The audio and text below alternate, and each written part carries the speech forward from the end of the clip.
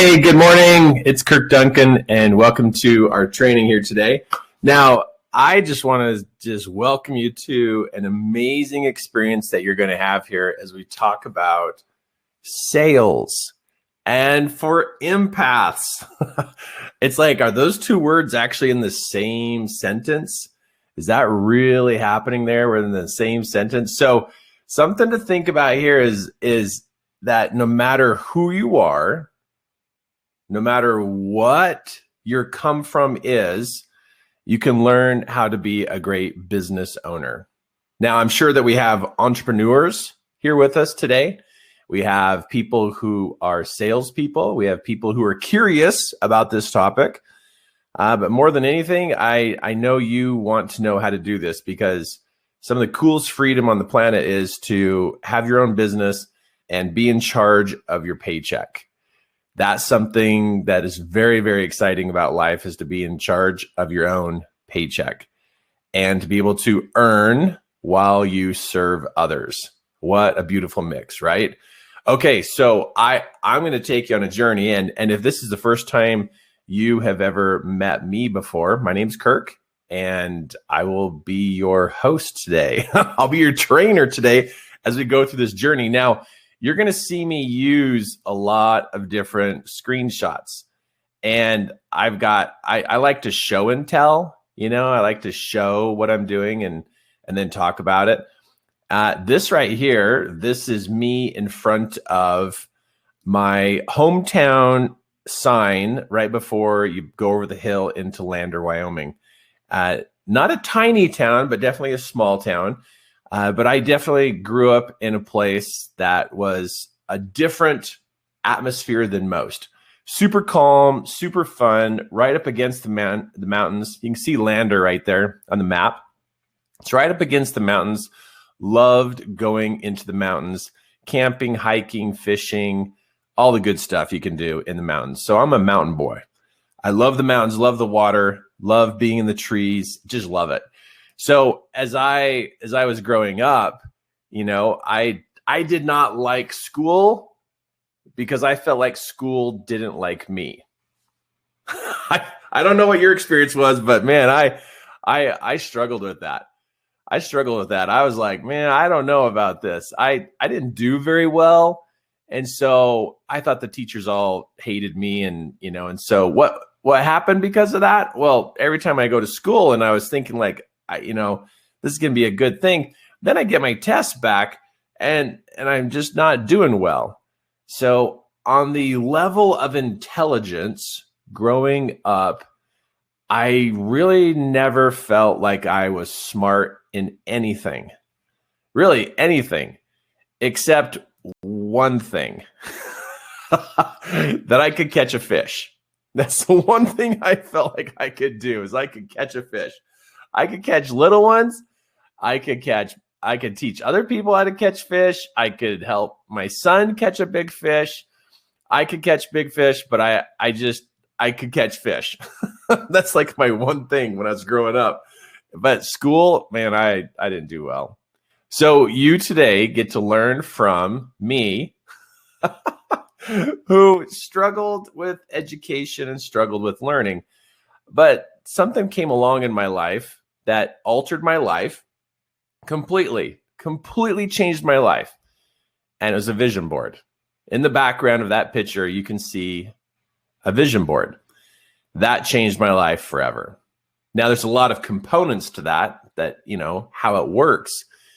But I did not know that you could shape and reshape the way your mind functions. I didn't know how you could. I didn't know that was possible. I didn't even know that there were these things, this education out there to help people, because I needed help. I struggled in school, and man, I was destined to doom, to struggle financially for the rest of my life and struggle with everything for the rest of my life. But wow, when I found a vision board and how that works, changed my life forever. Oh, I could tell you stories for hours of what a vision board did for my brain. So what it was is I stumbled across the world of personal development and self-improvement. which is all under the category of self-mastery. And so I stumbled across this because of how bad I was failing. In fact, no, I didn't stumble. My wife dragged me to my first personal development class. And I thought it was a bunch of woo-woo weirdos who were just way too happy. They were just like weird and way too happy. But it changed my life. Oh, I know, I can't believe I'm saying that. But it's like, back then I was like, I couldn't believe that would be the thing. But it introduced me to the world of shaping and reshaping my mind. And I thought those people were just weird and they were lucky. But no, I'm a common boy, good old common boy who struggled in life, but my life wasn't over yet. And so I learned about personal development, self-improvement, which is education on how to shape your life.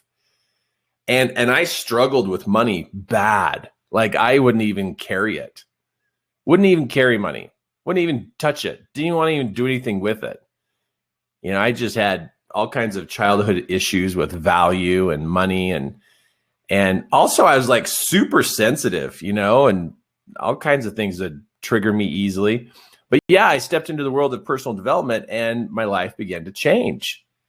And so I know anybody can change. I mean, seriously, if you have a little bit of effort inside of you and a little bit of hope, you can change who you are. Because like for me, starting out quiet, shy, introvert, you know, bad grades in school, you know, all these things, can't remember things very well. I'd sit in the back of the class. You know, if I can go through these things and I can, you know, change my life, seriously, anybody can change their life, because I'm one tough, stubborn nut to change. And so I guess that what that does for me is it gives me the energy and the effort to know if you're stubborn and you're all stuck in your ways and you're in a rut, I can move you. Because if I could move me, I can move you. I can help you. And so my money issues, you know, I tried having a paper route when I was growing up and I made a few bucks, but the money, I wasn't really connected to it. I just didn't really fully understand it. Didn't really care about it. I just wanted to go down to the river and go fishing again. It's the only thing that was on my mind. And then hanging around people. Are you kidding? I didn't want to be around people. Introvert? No way. I just wanted to be around people. But we grow up, right?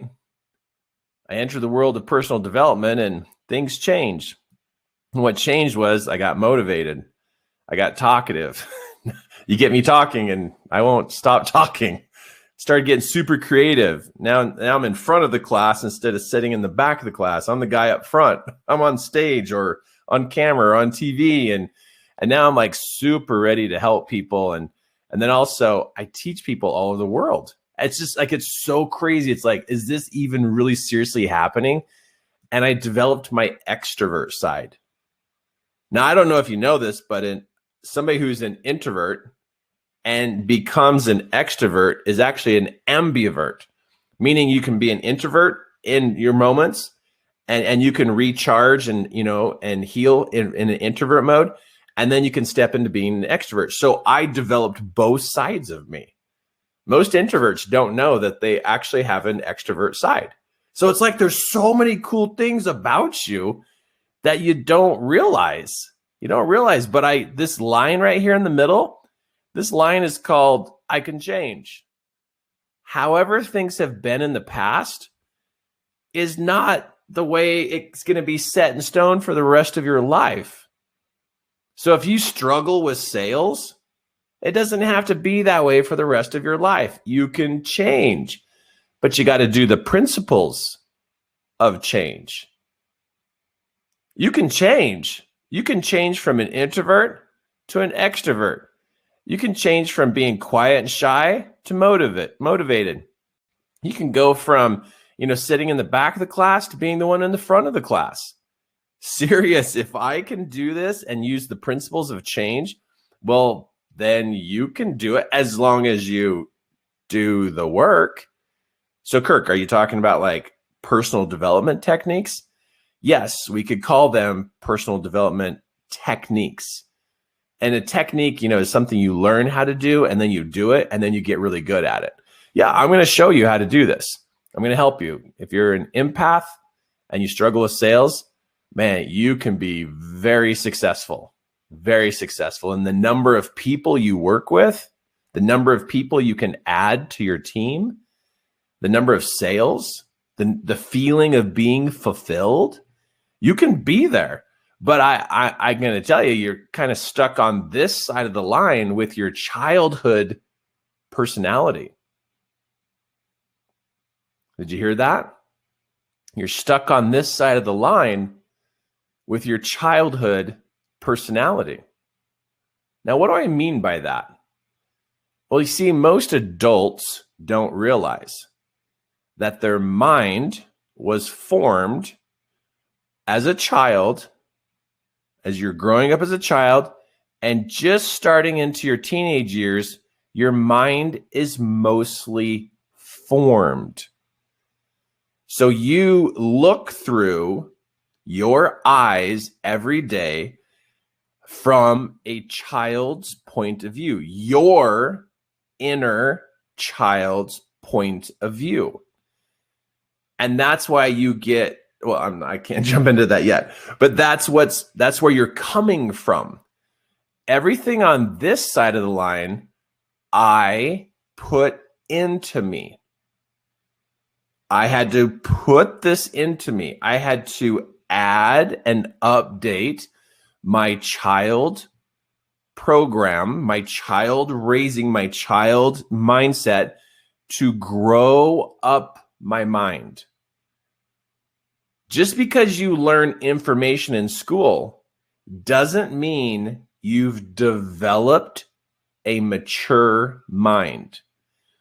And now I'm not calling you immature. I'm not calling you immature. I'm just calling mature over here, meaning you can do things that are possible. Like you can do this. It's like, you can do this. Because when I hear people say, oh, I can't do that, it's like, no, that's what a child says. What a mature mind says is, you know what? I'll try that. But if you have the thoughts, I can't do this, I'm not good at this, that's a child point of view. Now, I do a lot of coaching. I'm coaching every week, multiple days a week. I'm doing training classes every week. I teach and train high level people in their businesses. I teach entrepreneurs. I train and teach moms, dads, parents. I mean, all the way across the board. So I'm wrestling with this with people all the time in helping them see that your child side is running your life still. And they're like, no, I'm an adult. It's like, no. Your body is older, but it doesn't mean your mind has grown up. So this is something I did not know. I didn't know this, but now I get it. I get it now. I get it in a huge way. That just because you're older, it doesn't mean your mind is developed. And you know what I'm talking about. You've seen people and you're like, oh, that person's so immature for their age. You've seen it. And then you've seen other people like, wow, that person's like super mature for their age. So it goes both ways. But there's a line here. And there is a process, there is an experience for you to go through to activate the mature side of your mind, to be on this side. So all the things you wrestled with in school, and maybe your school life was perfect and wonderful and you were one of the 2% people that had that happen, but for the rest of us, we're still stuck in the child world and we're trying to live adult lives. Okay, so if you don't believe me, okay, you go figure this out. I'm going to tell you, I'm going to save you a lot of time.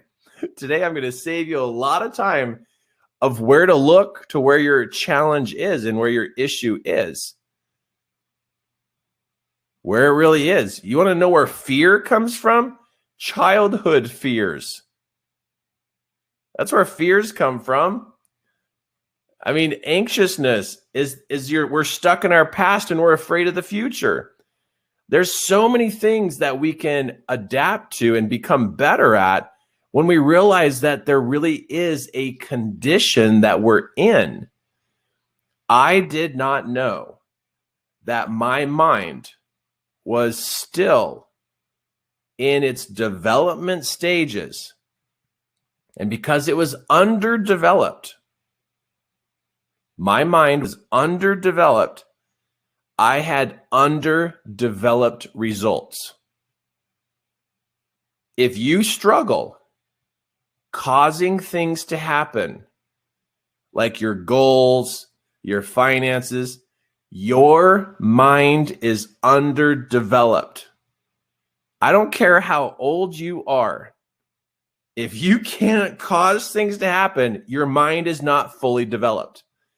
The functions of your mind are not developed. You assume, and this is not something you consciously do, but the majority of people assume that age develops their mind. No, age is a counting of number of years of existence on the planet.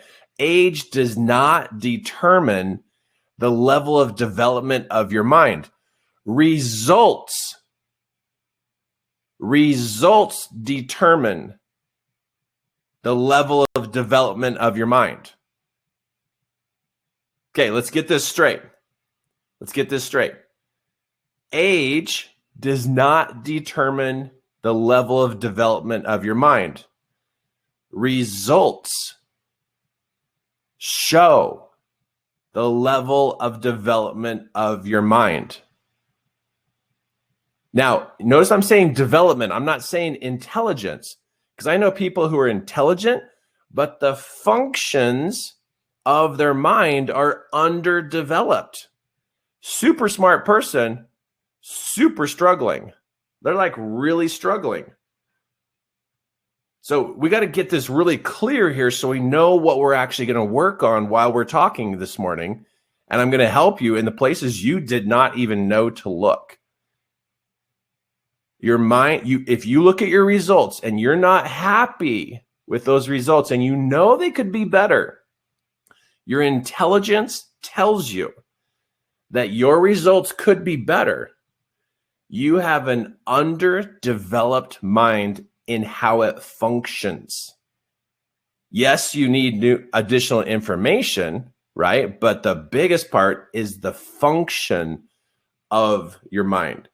So when I meet somebody who has low results, or they're shy, or they're quiet, or they're introvert, or they sit in the back of the class, or they do things by themselves, or they're the last one picked for the kickball team, when I hear that and I see that in them as an adult, my next impression is, okay, they just have an underdeveloped mind. And I can help them develop it because I know what the functions are that need to be developed, because I know what I did. I know what I was missing. I figured it out along the way, like, whoa, there's a function that's not developed. And so my movement is to teach people to develop the functions of their mind. There's nothing wrong with that. That's all good. So when people say, oh, you're in that personal development world, it's like, yeah, you better believe it. And they're like, why are you doing this? I go, because there's so many underdeveloped people who can't produce the results they know that are possible. The only reason you don't have the result you want is because of an underdeveloped mind. You put effort to a high-functioning mind, boom, you get the result. Boom, boom, boom, boom, boom, you get it. You got effort and you have developed mind. Once your mind starts to develop to the next level, you're unstoppable. You want to know what motivation is? Functions that work. When your functions in your mind don't work, you're not going to be motivated, because Why put forth effort? It's not going to work anyway. Once you try something over and over again and it doesn't work, you lose motivation because you're realizing, you don't know this, but now you know this, your functions are not functioning at a high level. And see, us as people, we don't realize that there's a part of us called the functions of the mind. And we don't think about functions. We're always thinking about education. Education and functions are two different things. Information is the input or the software, and then the functions are the hardware. It's like how it runs. It's how the machine runs. Information is the software, functions of the mind is the hardware. And most people are running on a very, very old system that has not been upgraded when it comes to the functions of their mind. So if you're not getting your results the way you wish you could get those results, you're not broken, you're underdeveloped. And you can go read 10 more books. Go ahead. Go ahead. Go read 10 more books. Watch what happens. You'll get a little spike in activity, a little bit more, but about 86, 89% of people in that range still drift back to having low results. So if you're building a team, if you're trying to raise your income and it's not happening, you have an underdeveloped mind. Or if you get to a certain distance and then, oh, here it goes. It's all going away again. Oh, look, you're back up there again. Oh, it's all going away again. You know the roller coaster ride. Really good, strong month, and then 2 months of hardly anything happening. I mean, we could talk for days about all the functions here, but I just want to just lay it out there on the table in front of you. Your mind did not develop by itself. You have to learn techniques to up-level your mind. And that's what personal development is. It's like, oh, it's so good. When people are like, well, you just need to go to school. I go, I've spoken at colleges. I've spoken at universities. And I've sat there and talked I was in front of 100 selected people to be in a particular college class. And they show up, they're there. And I asked, who's doing this and this and this? Who's using these functions to develop their mind? And out of 100 students in a university, there was 2 out of 100. 98 out of 100 students had no idea what I was talking about. Had no idea what I was talking about the functions of their mind. They were worried about filling their head full of education, but there was no development of the functions. It wasn't happening. And then those same students who had underdeveloped minds didn't know what they were doing after school. They had some ideas, but they didn't have vision. They didn't have drive. They didn't have motivation like they could. And that's why I was asked to come in, because the faculty was like, hey, we need to help motivate these kids. And I go, they don't need motivation. They need training on how to improve their functions. You need training. So whatever you feel like you've been called to, whatever you feel like you've been, like whatever your work is, whatever your mission is, whatever that is, you can do it, but you can't do it with an underdeveloped mind. So I had this idea way, way, way back in my life that I could be a teacher, a motivator, an influencer. But how can I do that if I am an introvert? How could I do that if I'm shy? How could I teach people if I'm stupid? How could I do that? How could I be in front of people when I'm super sensitive to people's feelings and emotions, and I would get overwhelmed in front of like 2 or 3 people. If we had a family gathering for Sunday dinner, I could barely handle being around, 10, 12 people for an hour. I'd have to leave the room because there was so much input coming in, because I'm an empath. And I couldn't handle 2 or 3 people in the room. There's no way I could teach people. And plus I didn't have smarts, and I didn't have, as an introvert, and I'm shy, and I would just want to sit on the back row. There's no way I could do this. So based upon my current inventory at that time in my life, it was impossible for me to be a teacher, a presenter, a motivator, because I'm an introvert, I'm shy, I've got issues, I'm overly sensitive, I can't be around groups of people for longer than an hour. Like, that's just never going to happen. I told myself over and over again, it was never going to happen. Like, it was impossible.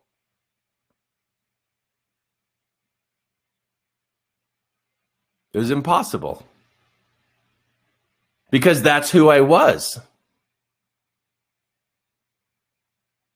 Right? I mean, that's what you say to you. That's how you talk about yourself. Well, I can't get there, or I really want to, but I just can't. That's not my character. It's not my personality. Those are like, I use those same excuses and they're really good, huh? Oh, it's not my personality. It's not my character. That's just not how God designed me. I use the same excuses. I could never do that. And this is what you see in front of you. This is one of the classes that I have taught, for years, you know, and back then when I was like, it's not my personality, I'm an introvert, I'm shy, I am overly sensitive, I pick up on people's energy too much, and I just get overwhelmed. I'm always overwhelmed. There's no way I could be in front of people. So now here I sit in front of you, 6,000 presentations later. Been teaching classes for 17 years, held over 49 events a year for 15 years. Online, conference calls, webinars, in person, high-level trainings, developing my own content, not somebody else's content. I didn't get somebody else's content. I didn't swipe from somebody else. Develop my own content, offer it for sale. People purchase it. Look, the room's full. All those people paid for that class. And that's only half the class. We did another picture on the other side. You see the other half of the class. That was one class. That's a lot of people. That's called enrollment. That's enrollment. That's sales, right? And so it's like I changed. Not overnight, but I began to learn the principles of change and how the functions of the mind dramatically affect results. Doesn't matter how smart you are. It matters how your mind works with those smarts. That's the missing link in people. And we're going to talk about an empath here in just a moment. But if you happen to be overwhelmed, if you happen to be highly sensitive, if you happen to be shy or an introvert, or don't feel smart, or feel like you don't know anything, you're not done. Your life isn't finished. You're not set in that for the rest of your life, because I'm here. I'm here. I'm going to help you, because you're not done. And no, there's no magic potion that I drank. There's no, thing that happened that, snapped me out of where I'm at. I found what to work on, and I worked on the right things for my transformation. I transformed. I changed. And it's like the coolest thing in the world for me.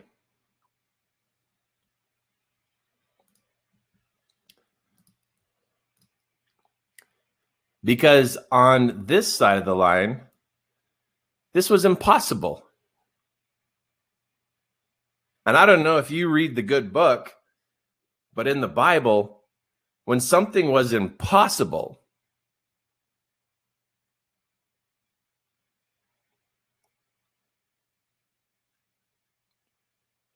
and it happened, in the good book, that's called a miracle. And I'm going to tell you right now where I was, because I was on this side of the line until I was 35 years old.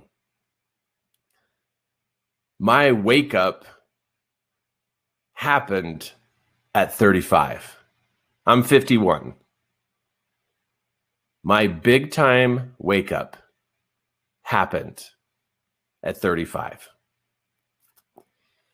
And I've worked on myself. I've changed. I've transformed. And what was impossible, it's happening. It happened. And now I teach people all over the world. I'm a personal coach. I'm a mentor. I'm a facilitator. I'm a content creator. I train high-level people. I train entrepreneurs. I train beginners. I train people at all different levels. Been doing that for years now. And what am I teaching them? How to cross that line. How to cross that line. So as we talk about sales and we talk about money, we talk about you being an empath, there's a line you come up against right here. And you say to yourself a lot. There's things that you say to yourself a lot where you're like, okay, like, no, I can't change. Over here, it's I can't.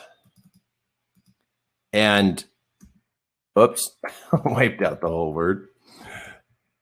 And over here, it's the I can't. And then you put yourself up to this line of the things that are not possible for you with sales or the size of team. I know you hope for it, but you've bumped up against this line so many times. You start to think that this line is actually a wall. And you question yourself. Like, I don't know if this is possible. I've been working on this for a long time. I don't know. I just have issues. Yeah, we all have issues. But you can get through this. You can get through this. So I'm here for you today. And this is my whole intention is I want to reach out, and put the invitation. I was like, okay, who wants some open-mindedness here? Who wants to learn something that they haven't looked at that they really need to consider? So yeah, I'll get after here and train you on some things here that I know will help you, some very specific steps, so it can work with you and serve you today. Because, I think it's time to grow that mind up. And all of us appreciate the fact you've lived in that space for so long, but you got to work on your functions if you're going to make it. And that's just the ticket. That's how it works. I will talk to you about techniques. What a technique is. I'll explain it to you and I'll show you what that looks like. Before we end this whole conversation, because we're going to go a total of 2-ish hours. Usually I go over about 15 minutes. That's just my thing. I usually go over about 15 minutes. So to prepare you ahead of time, I'm probably going to go over 15 minutes. But yeah, I love to train. I love to teach. I developed, oh my goodness, so many countless programs, but 17 of them I just loved. Were my own classes. I wrote the own content, 3-day seminars. Just taught them all the time in front of large audiences, our own audiences, not somebody else's audience, but doing that for 15, 16 years has just been a thrill. And also Kim to be on stage with me to teach our couples class and to empower couples. And just so amazing just to wake us up and be able to serve people. And, being on TV, teaching topics on TV just was a blast, just doing this. And it's helped us. It's caused us to move and shape and form people in so many areas of this planet. So many people. And I really feel like I'm living my life on purpose. I'm so tickled. When I get out of bed in the morning, it's like, I'm doing what I love. I'm doing what I feel like God's called me to do. Now, I know God likes to call us to other things as we get better at things. But I'm open to that. But I'm very happy. I could die today and be super tickled. And I will say I could die today. And seriously, I could go to my maker and stand in front of him and have a full accountability. I did what I felt like I needed to do. Now, I don't know about you, but I have been seeking for this all my life. To live my life on purpose, to live my life fulfilled. And serving people has got to be the coolest thing on the planet. To work with people and help them find themselves and get organized and upgrade their functions, and then to see them perform better. What is better than that? I mean, and then they go home and they teach the children. Because really, my secret agenda is I do all this for the children. Because if I can help the adults, maybe they'll go home and they'll be a better example to the kids. That's what I'm hoping. And then I start to get messages from the kids. They start sending messages and letters and emails saying, thank you for helping my mom. Thank you for helping my dad. My dad's a lot happier. My mom's a lot nicer. Oh, those letters melt my heart. But that's my secret agenda, is empower the kids through those parents. Through those parents. I need to help them. But I seriously, God knows when I'm to die. He knows when my day is, so I'm not afraid of when that is. I'm just super happy with what I do. It causes me to cry every day. Here comes my sensitive side. Right? But I'm just so in it. I love it. I don't know about you. I don't know if you're doing what you love. Is this what you're doing right now? Is that your life calling? Is that the thing to do? And if it is, and you're feeling like, yeah, this is my place, this is what I need to do, then I'm going to give you advice that everybody else has given you. Then work at it. Don't be afraid of work. I see people who get all put out about work. And I'm like, if you don't like working, you're not doing the right thing. Because I love my work. I actually I've probably gone too far. Like, I love what I do. I'm a nut. I am just a nut. I just love what I do. I could just do this every day. Like webinars and training and coaching. I could do this every day. I got to take a break though, because I need to eat lunch. I got to take restroom breaks, and I got to go fishing. I got to take my wife, and go do fun things with her and hang out with my kids. But I love what I do. I hope you love what you do. I hope you do. And it's work. So if you're in a place where you don't love what you do, it's probably because you don't know, your functions are not working for you. And so it's a struggle. I get it. It could be a struggle. But the common advice is hard work. The next advice is get an education. I highly support it. Get an education. I struggled in school, but now I like education a lot better because my functions are working.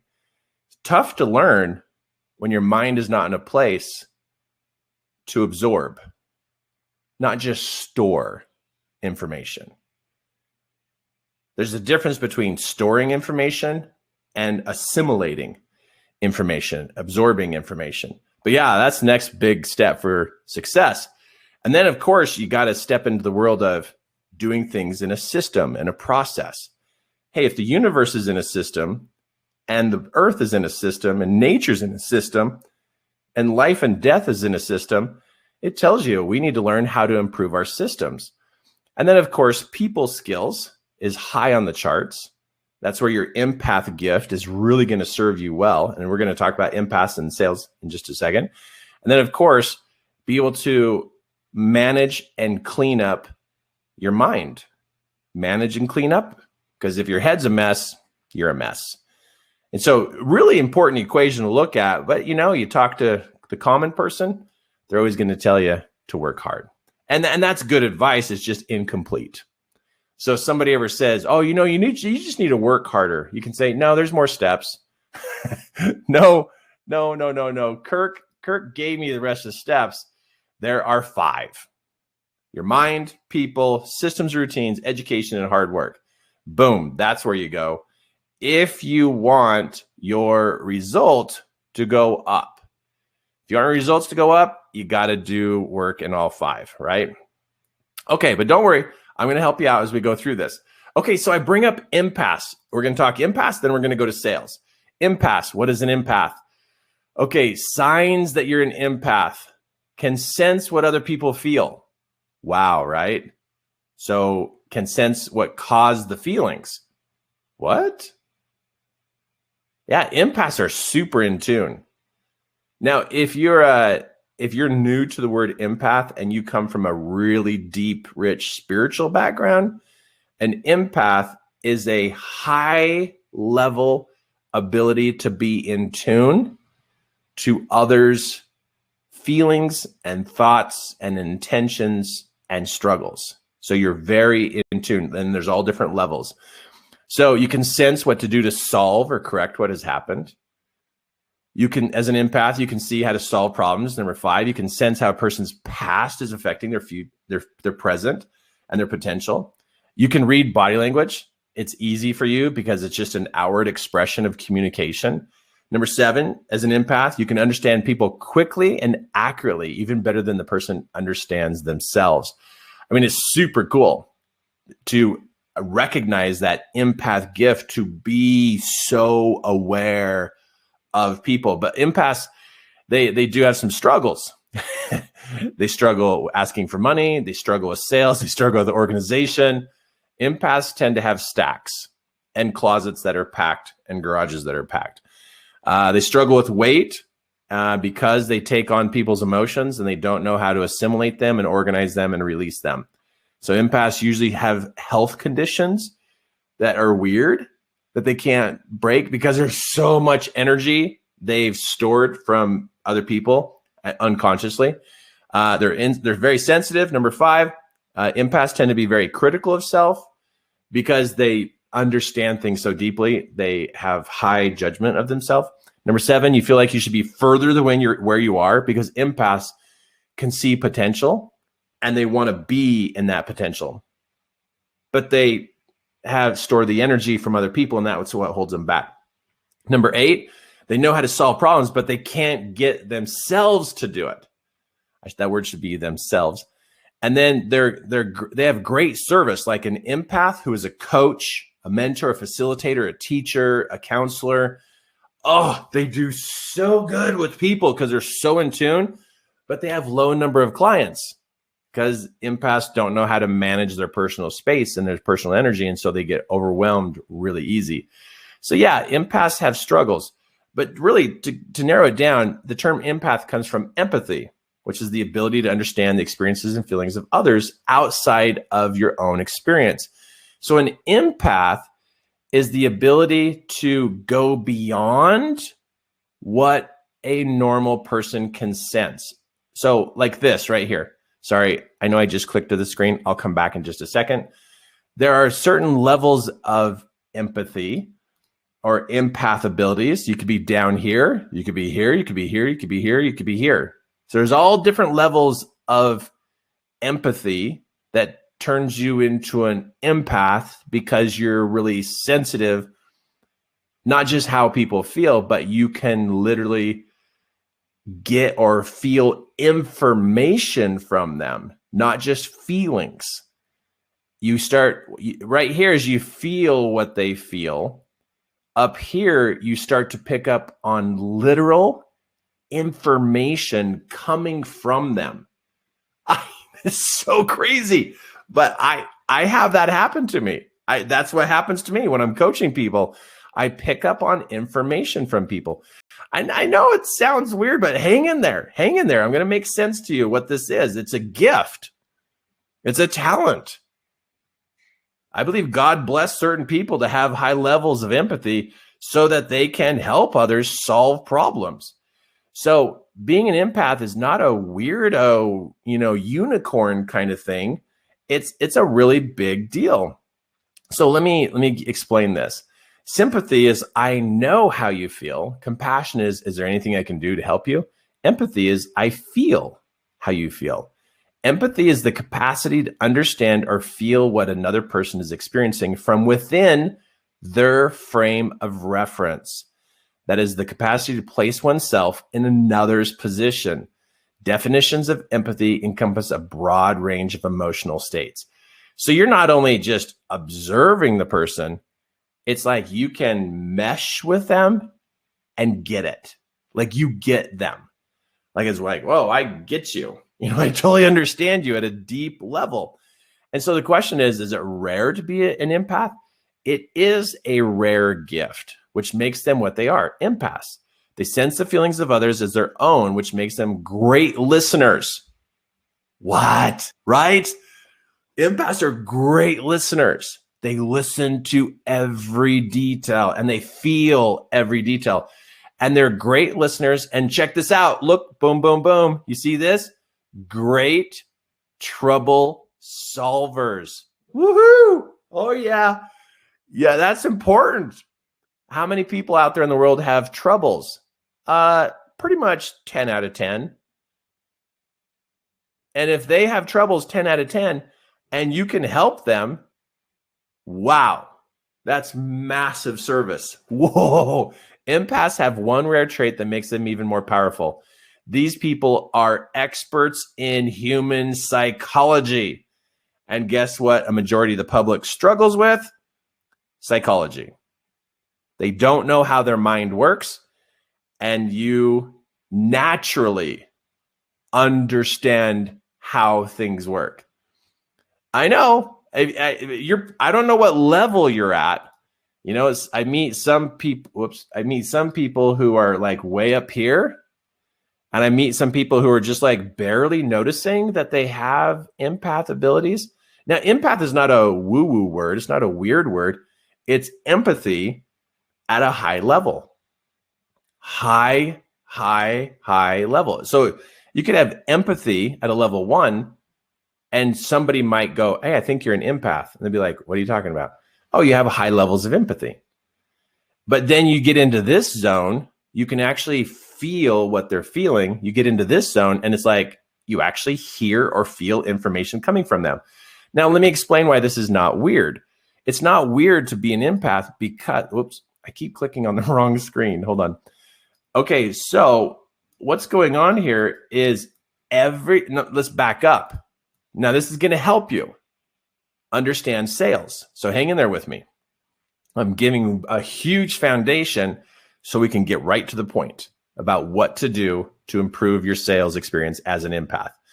Okay, so this is the other person. People in general, every person has information inside them. Information doesn't just sit in our head.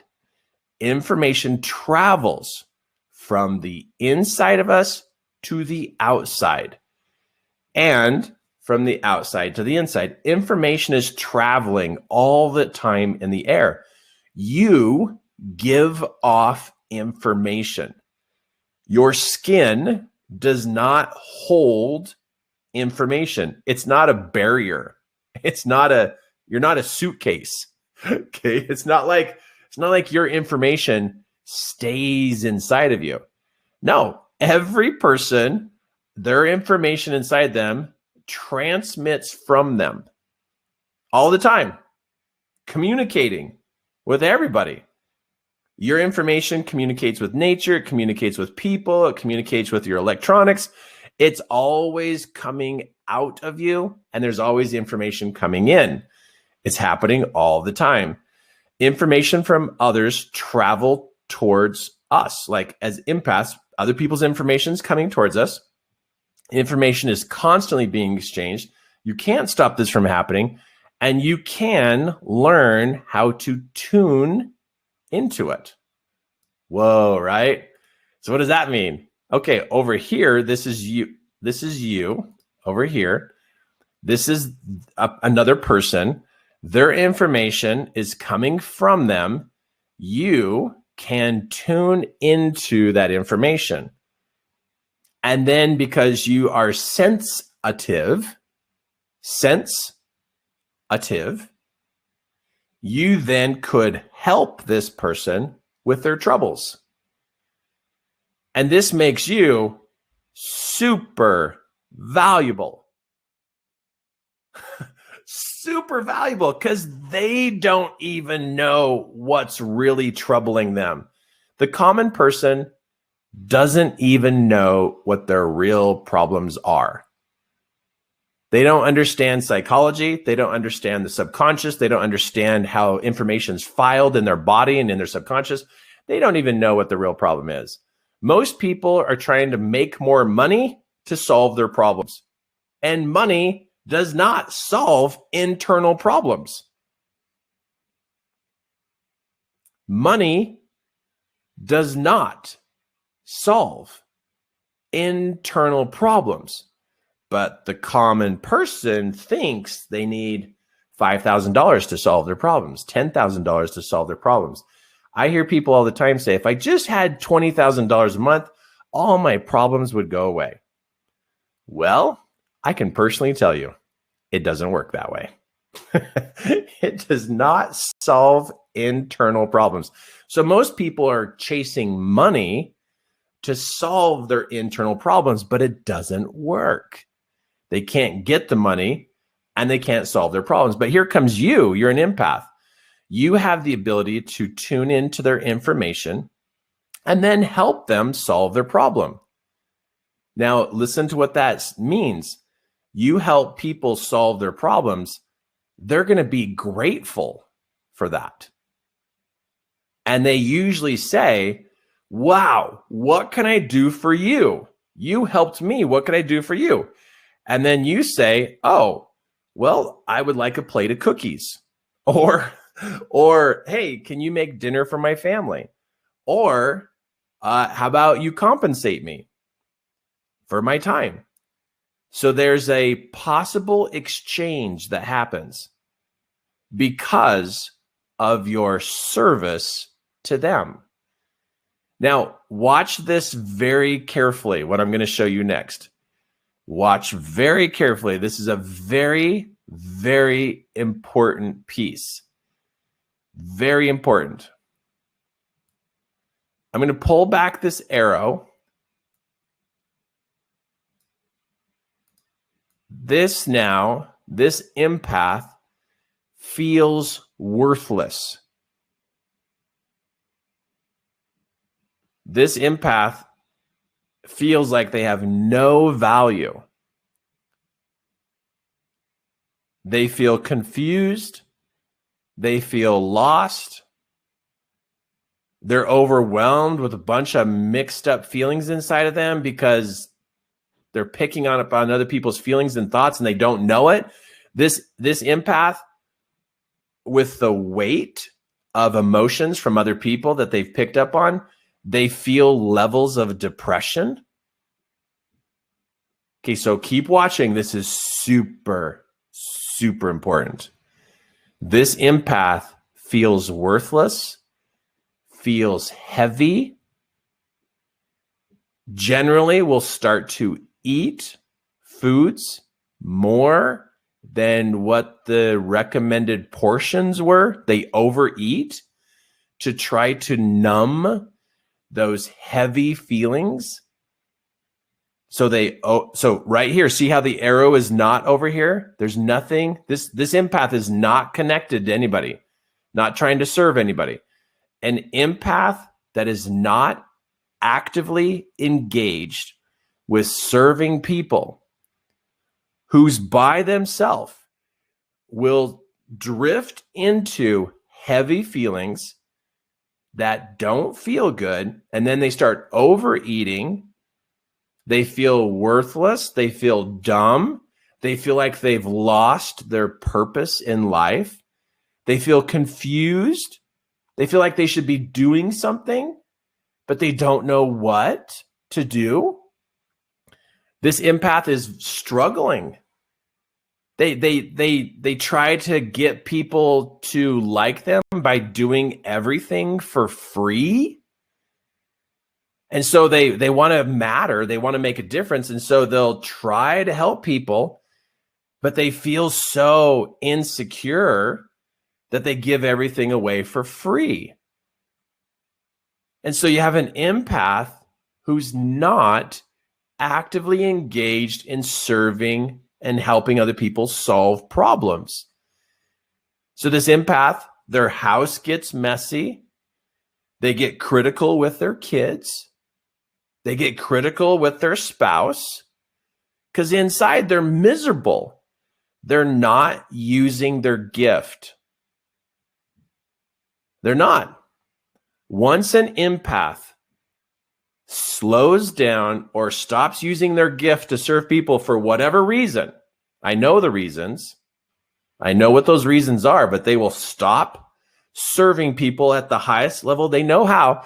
they become miserable and they eat, they overeat, they become critical, their house becomes messy, they can't keep up with things because they're out of touch. They've disconnected from the human race. They hit overwhelm, snap, boom, they're gone. And now they're depressed, they're overeating.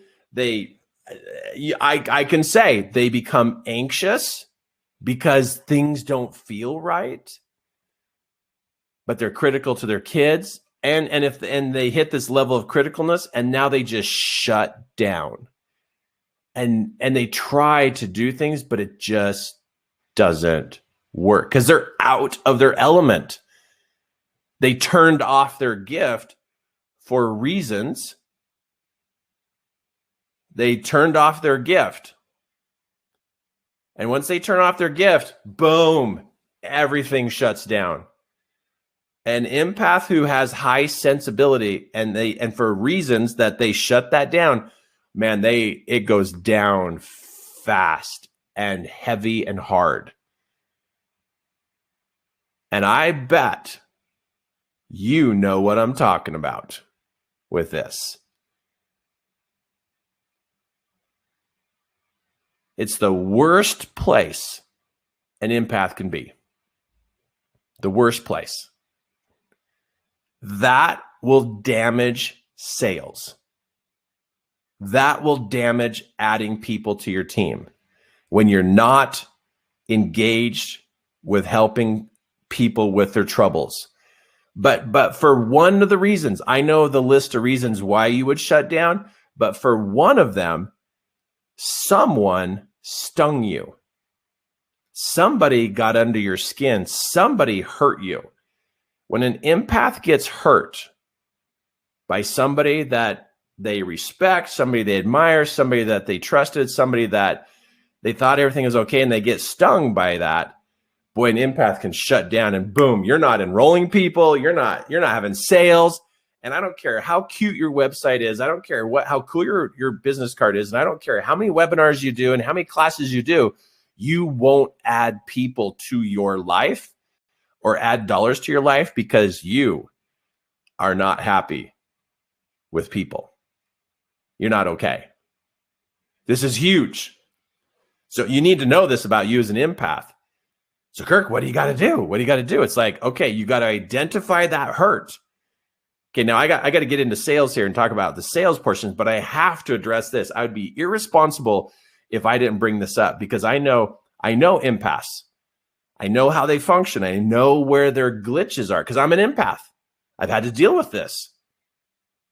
And I've had to learn how to overcome this, or my business would shut down, or my marriage is going to go sour, or my relationships with my kids are going to become distant. It's like I've been there too many times and I figured out how to stay away from it.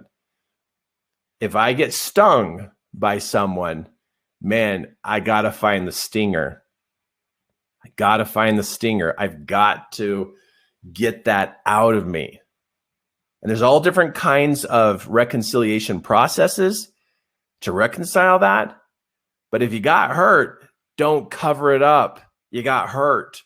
You've got to address that wound.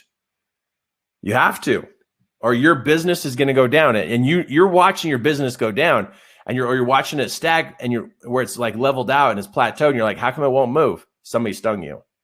Because empaths are literally designed to be extremely successful. They're like extremely successful. Why are they designed to be extremely successful? Because they can tune into people. And they can hear what the information is. They can hear what their troubles are. They can hear what's going on, and they can serve people and help them solve their problems. People will pay money to have their problems solved. That's why they call plumbers. That's why they call electricians. That's why they call people to fix pipes, and they fix the house. They fix their car. When there's a problem with an appliance, you want somebody to come fix your problem. People will pay for having their problems fixed. You are a human being repair shop. You have a natural gift. But now watch this. This is my last piece with this.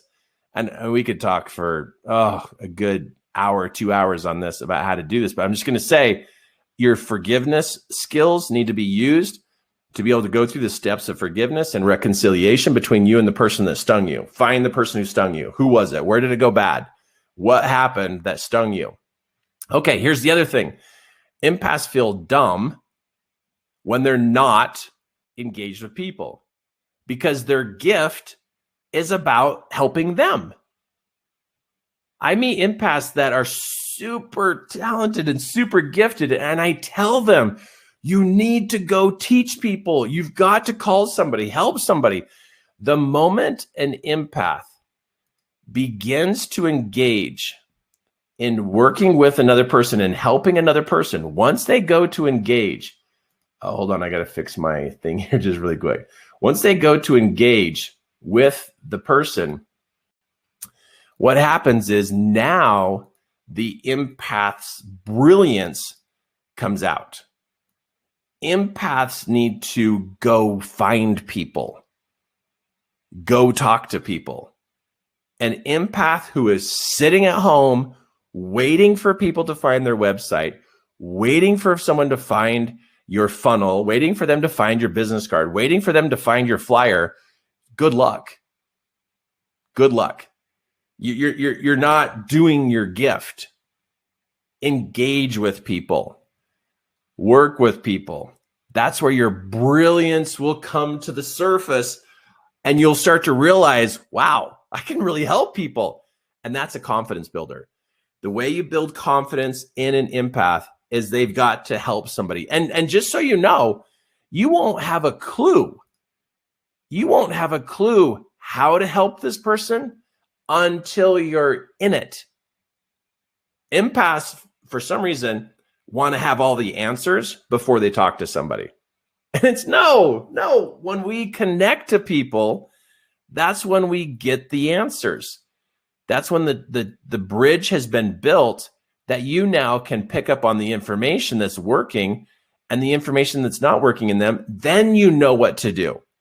See, empaths live a life of faith. They believe, a healthy empath believes, as soon as I connect to this person, I'm going to figure out what's going on and be able to help them. An unhealthy empath wants to know everything before they engage with people. It's like, that can't happen. It can't happen. But if I can tell you this, if an empath is not engaging, they're scared to engage because they feel dumb. They feel like they can't do anything right. Like they can't do anything. It's like, oh, I don't know what to say. I don't know what to do. It's because you're not connected to a human being. Once an empath connects to people, man, the information starts flying and you know what to do. And it just never ends. I mean, you will know how to serve people and then help them. And then they want your product, your service. And then sales is easy because it's not a sales pitch. It's not a sales pitch. It's a gentle invitation. It's a gentle invitation. But when you are not connected to people and you're not letting them connect to you, you don't like sales because it seems like it's a pitch. Like you have to sell yourself. You don't have to sell yourself. All you have to do is help them. That answers all the questions if you're valuable or not. Okay, I hope you're getting this. If you're getting this, put a comment in the comment box and just say, okay, Kirk, I'm getting it. So if I could come to your house, the first thing I would do is I would ask you, okay, has anybody stung you? And you'd be like, yeah, let's find that. And we would start verbally or written, starting to forgive them for the sting. Even if you haven't reconciled it yet, it's like start the forgiveness process so you can get back to connecting to people. Second, it's like, okay, we got to get you working with somebody. An empath that is working with people is building their self-esteem, is building their confidence. Empaths don't have confidence before they work with people. Empaths gain confidence from working with people. The more people you work with and talk to help solve their troubles, the more your confidence will go through the ceiling. And just so you know, when you're working with people, somewhere along the line, somebody's going to sting you again, and then you get to reconcile that, you get to heal that, and move forward and continue to work with people. But if you could manage the sting, stay connected. Manage the sting, stay connected. So this is where empaths at the beginning really struggle with sales, is because they're not really into solving problems for people. And so now, because there's a gap, they feel like they have to sell the product. They have to sell themselves. And that's very uncomfortable for an empath, because they already struggle with money, because they struggle with their own personal value. So let me just help you with this. Manage the sting, create the connection with people. Stay connected. If you're finishing up helping one person, move to the next person. And you don't wait until people call you. You call them. You take the step, and you're not going to know what to say. You're not going to know what to do, but you create the connection so you can build your confidence. And then when you're helping them solve their trouble, they're going to be super interested with you, your product, your service, how you go about your business. They're going to be like, whoa, what you got? This is amazing. So this could be done on a website. This could be done on an email. This could be done in a text about you helping people solve problems, or a webinar. Do a webinar. I think webinars are fantastic for empaths, but empaths, I see they struggle with this because they're like, but I don't know what to teach the people. It's like, get connected to them. You'll know what to do.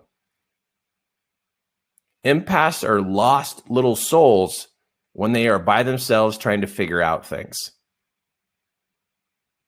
An empath who's engaged in serving people sees all the ways they can serve people, and then they can offer their product or service to that person when it's the right time.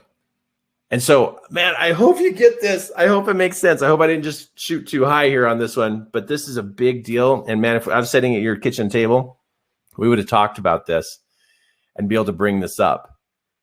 Tell me you're okay with what that you get what I'm talking about here. So if you've been stung, you collapse in your energy, and you're going to overeat, you're going to stress, you're going to get depressed, you're not going to talk to people, and you're going to try to run your business, and it's not going to work.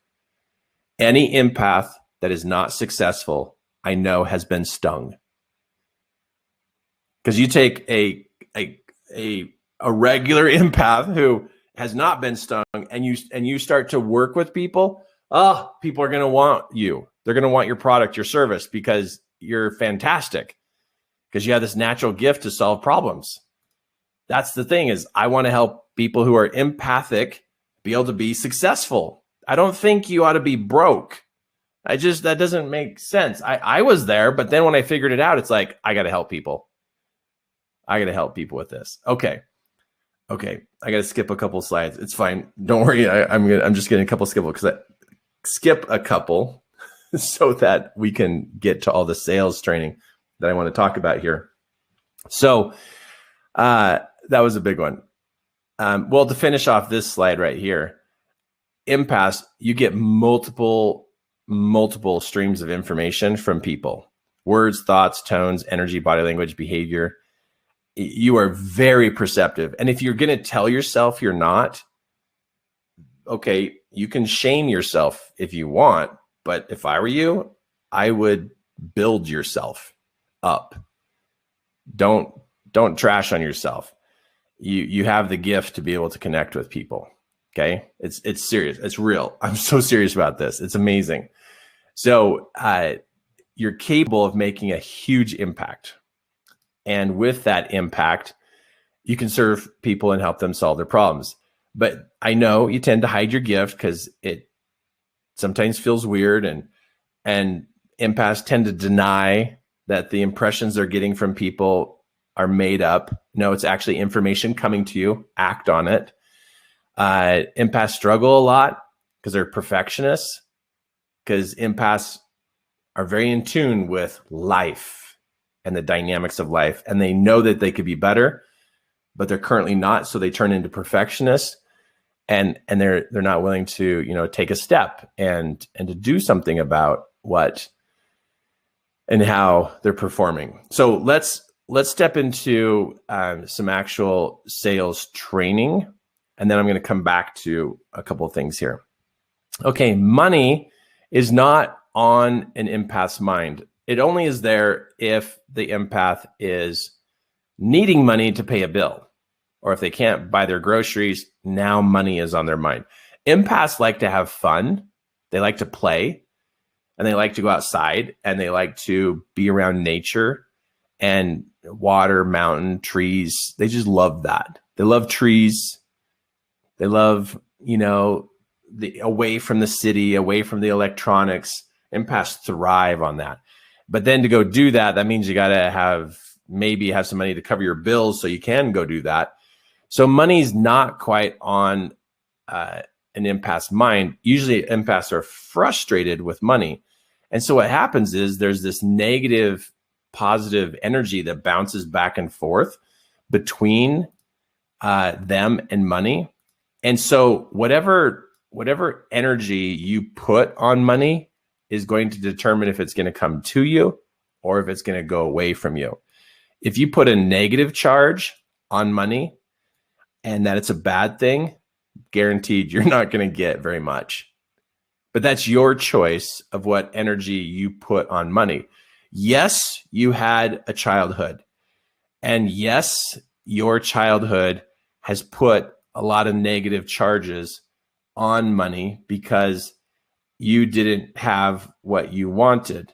And so these negative charges then cause your empathic ability to push it away, because empaths notice and find negative energy in people and get rid of it.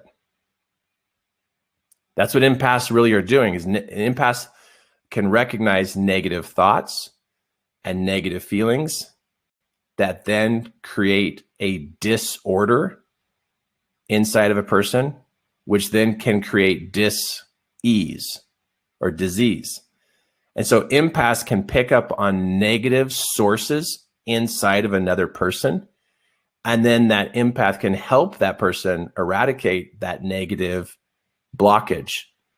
That's what empaths are really good at, is finding disorder and disharmony in a person. And that dis is the negative energy. So empaths are naturally searching for the negative and getting rid of it so that that person can be more positive. So if money has a negative charge on it, empaths get rid of it. I know. I'm serious. I'm not kidding. I'm not kidding. This was huge for me. Because I was like, why do I get rid of money? This is years ago, when I was trying to figure out what's my deal between me and money. How can I push it away? How can I get rid of it? And it dawned on me one day when I was helping a client, and I was helping them with something, and it just came together in my head of like, I'm helping this client remove negativity out of their mind, out of their past, and out of their behavior. And then when I help them do that, they perform better, right? They perform better. And so I'm helping this client do this, and I'm realizing, wow, I'm helping them eradicate negativity so that they can perform at a higher level. And I realized in that moment, I went, do I have negative feelings about money? And all these answers started coming to me. I'm like, yes, you think it's bad. You think it's evil. You think it makes people cry. You think it ruins people's lives. You think it makes, people hurt each other. And there's all these stories, and movies and other people's examples that just has put a ton of negativity on money. So part of sales is understanding your relationship with money. Because maybe you have high sales, but you spend it all. the more you get, the more you get rid of. And so you still are broke. I've met empaths that are great at sales, but they're broke. And I'm like, oh, you have negative charges on money. And they're like, what do you mean? I go, let's talk about it. Tell me what you think money is. And they kind of pause for a moment. And they're like, well, do you want me to tell you the truth? And I'm like, yes, tell me the truth. And all this negativity came out. And whoa, big issues. And so empaths can detect negativity or disorder, or dis in a person. And their whole intention is find the negative, get rid of it. Find the negative, get rid of it. Empaths, when they walk into a house, they can feel where the negative feelings are. They can sense who's in a bad mood immediately. They can sense hurt feelings really fast. And so if you in your mind have put a negative charge on money, then you're getting rid of it. And if you have ill feelings towards money that you unconsciously have put on there, you are going to push it away. That's your nature. Okay, so Kirk, how do you change that? Well, watch. We need to remove the negative charge from, you got to know what it is. So you can sit down and make a list of all your negative thoughts and feelings and actions towards money. Find the negative. So you're conscious of all the distortions you have put on money, because that causes you to push it away because it's a negative thing. So make a list of all the negative distortions you have about money. And you got your stories and your reasons to make it negative. It's a piece of paper. You've attached the negativity to it. Somebody else didn't force you. Own it, that you unconsciously created those negative attachments to money. That's what you did. That's what you did. Then you make a list of positive thoughts that you want to have about money. And then you put that onto money. You put these positive thoughts onto the money. And how do you do that? Well, you can see what I'm doing on the screen. You write down positive statements about money and you say them each day.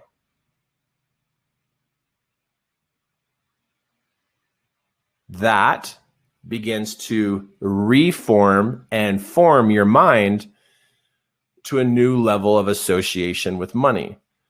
It is very common for me to find an individual who has attached negativity to money and they had no idea it even happened. Didn't even know it was even happening. When I found all my negative stories, there was a pile. There was a bunch of reasons I put negativity attached to money. But my empath side was, oh, that's negative, get rid of it. That's why empaths struggle with it, because there's a negative connotation attached to money. And there's all these beliefs and stories and made up things that are made up, and you have stories and reasons, but you came to your own conclusion that money is this bad thing. And then now you push it away. So I can't teach you how to sell if you're just going to push it away. Like, that's not going to work. You're going to have that issue. We're going to have that. So tell me if this is good for you to know. And also you make a comment in here and just say like, yeah, all right, you got me, Kirk. I bet you I got some. Because you innately, if you just pause for a moment and think about this, do I have any negative attachments to money? Ponder on that during the day. Because man, I've worked with people before where it was session after session after session. And then it's like, oh, we never cleared up money. Empaths will push away anything that they put a negative charge on. You might want to pay attention to that. You could be pushing away your spouse.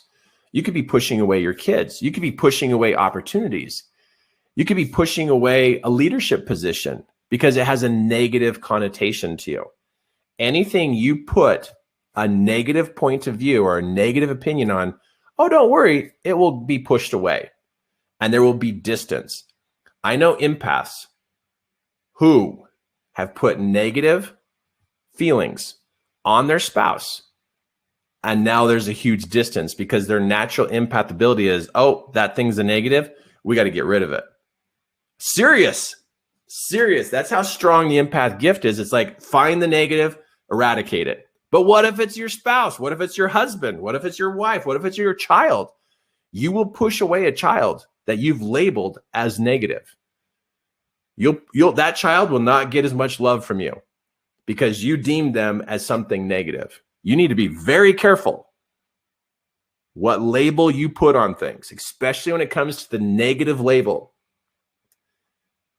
And you unconsciously do this. This is an inventory of like, whoa, where have I done this? And you start looking around, you're going to be shocked at what you've done this to. If you put negative on God, no wonder God's so far away from you. You pushed him away.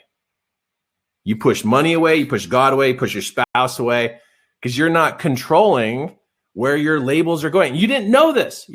But now you know this. It's time to clean up. It's time to do inventory, because I can teach you a sales process and how to look at sales, but you would mess this up because it would start to come close to you and you would just shove it away. And then you would say, oh, Kirk's training doesn't work.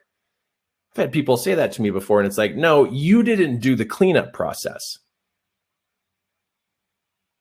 Is this making sense? Now, I know I'm taking you to the deeper dive. I get it. I'm taking you to the deeper dive. I'm not just going through a script, and I'm not going through the steps of how to sell, because you would sabotage it. You would sabotage it. All that other script and all that other kind of stuff, you can go get somewhere else. But this is the part you're unconscious of. And I'm serving you and helping you where you didn't know where to look. But I'm very aware of what sabotages you and being financially well off. I get it. I've had to deal with me for 15, 16 years. And I've had to find and uncover all these sabotages. And once you see a sabotage, man, you can see it in other people. This one is big for you. You gotta make a change here about money. And you might want to check in if you put that on your spouse or one of your children or a friend or an opportunity. So let me just say this. I know people who are in particular businesses that they can rise up to a new level, like a leadership level. And they put unconsciously some negative energy on that. Oh, it's going to take too much of my time. I don't know if I want the hassle. But then they keep striving for it. And they can't get it because their empath side is totally labeled that as bad. And even trying to build a team. If you've labeled some of the people on your team as difficult or negative or it's a struggle to work with them, your mind is going to go, we're not adding people. This person's a problem and this is overwhelming. And so the person or people got labeled, and now you work all the time trying to enroll people, and your mind is like, get rid of them. They're negative. Eradicate. I'm serious. When you get this principle and you realize as an empath, whatever you label as good, zoom, is going to come to you. Empaths attract good. They can find it. They want to just swim in it. They just want to be around it. But you need to pay attention starting today where you've placed your labels on people, on money, on spouse, on kids, on opportunities, on levels of accomplishment. You need to sit still for a second and find out, what have I labeled this as? Just because somebody else struggles as a leader in your organization doesn't mean that that's bad. I think you've actually labeled struggle as a negative. Oh, hold on a second. I think you've labeled you've labeled struggle as a negative. That struggle means, oh, this is bad. If you've done that, you are looking for a cush life. It ain't happening. Welcome to Earth, a series of struggles. So if you've labeled struggle as something bad, your empath abilities is trying to stay away from anything that is a struggle. And do you realize that struggle is required for progress? So if you've labeled struggle as a negative, no wonder you're not progressing. What? Oh, this is so good. I know, and I'm taking you to a deeper dive. I know, but you have to look at these things, or all your sales scripts and everything you've been trying don't work. Because your mind is like, people, get rid of them. Money, get rid of them. Struggle, not for me. So Kirk, are you saying I should put positive on struggle? Does that mean I'm going to get more struggles? Okay, let me raise your functions here. Struggle creates progress. It's not that you stay in the struggle, it's you learn how to get through the struggle and get on to your next one. Have you not got that yet? Struggles are one after another. I'm sorry, you just are not going to live a life without struggle. But if you cause it to be a negative, you're going to avoid struggle, which means you are going to go without. You're not going to have people. You're not going to have sales. You're not going to have progress. You're going to feel miserable. You're going to overeat. And then you're going to feel depressed. And then you're going to pull away. And then you're going to say, what's wrong with me? And I just explained it to you. You as an empath, you have a high sense ability, a very high sense ability. And with a high sensibility, you have to be super attentive to what you label things. Because your senses are constantly going, okay, what's not right? What's not right? That's not right. Okay, let's move that. Okay, now you're better. What's not right? Oh, that's not right. You know what? Let me help you with that. Okay, now that system's better. Okay, what's not right? What could be better? What could be better? And that's your high sensibility. And so if you've labeled struggle as negative, you're not going to progress. You label money as negative, you're not going to get any. You label people as negative, you're not going to add people to your team. You'll add some people and then other people will quit. And it will just stay the same. You'll work your tail off and you're not going to get people. Not going to happen. Label God as not listening to you and God doesn't love me. Well, your empath side, just going to push him away. What? This is a huge game changer for you. It is a huge game changer for me. I know it's going to happen for you, but you got to pause for a moment and do some inventory. What are my thoughts and feelings about money? What are my thoughts and feelings about adding people to my team? What's my thoughts and feelings about a leadership position? What's my thoughts and feelings about God? What's my thoughts and feelings about my spouse? And look for the negative attachments you've put on it. It's a game changer. I could teach you all the sales steps in the world, but if you're still sabotaging yourself in the end, it doesn't matter how much you know. Self-sabotages always win. You have to disable the self-sabotage. Disable it, change it, alter it. So what you're looking for is the labels you've put on money that are of the negative connotation.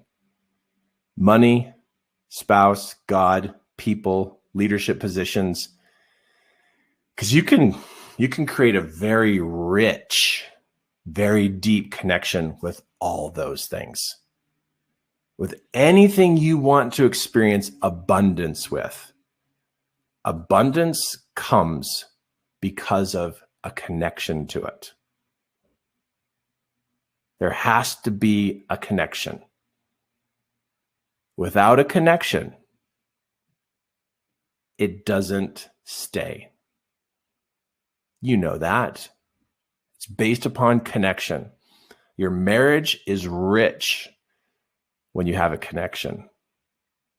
Your relationship with your child is just rich when you have a connection. When you have a connection with your schedule, oh, it just flows. It's so good. But without those connections, it's poor. And when you have poor connections, you get to experience poor lifestyle. That's the life of an empath. Connections. And if it's if you've deemed it negative or given a connotation of negative, your natural ability will just kick it out. Whoa! I know, right? But I hope this is working for you because, and I know you probably thought this is going to be like every other sales training you ever got, but I have to go deep and I have to get into the roots of who you are for you to have a chance, because you've been wrestling with this for a long time. And yeah, you've had some moments of greatness, but those self-sabotages win, don't they? Yeah. That's why I'm helping you with this particular level of thinking, which is so doable. So Kirk, you're saying make the list of the negative so I'm aware of it. And then you're saying create a better list and then now attach that to that thing. Leadership position, the sales, team members, spouse, God, life, food, exercise, struggle. Yeah, put a positive on it, you'll do it.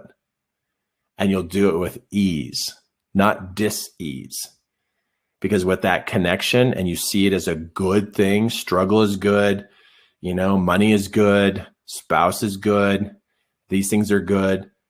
Oh, but Kirk, you're making this pie in the sky. My spouse drives me nuts. Okay, they drive you nuts. That's a negative. My spouse is teaching me patience is a positive. You can throw a negative spin on anything. You can throw a positive spin on anything. Get control of your world. Get a grip on your world. The way you have labeled it is why you have what you have right now. And it's not going to change until you start relabeling things. And so there's an optimistic point of view and there is a pessimistic point of view.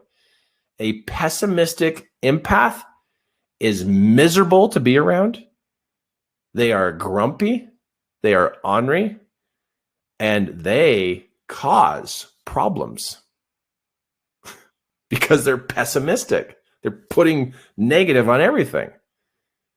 And so as an empath, you have a gift to have a high sensibility, but it also, if you put negative on things, you cause problems big time because of your high sensibility.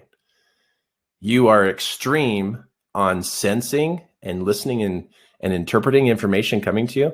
And you're also extreme on being depressed, negative, grumpy, irritable, miserable. You're an extremist. That's what an empath is. It's high on both ends of the scale. But you got to get a grip on your life and realize that. You have to pay attention to how you label things. How you label it determines what happens to it, which then determines how you feel. Your labels is where it starts. And, oh, but Kirk, my spouse drives me nuts. Oh, okay. You'll push them away. And then you'll feel the disconnect, and then you're going to blame your spouse. And then that's another negative. And now that negativity is going to spread into the rest of you. It's a virus. And that virus will spread into the other areas of your life. Quarantine the virus.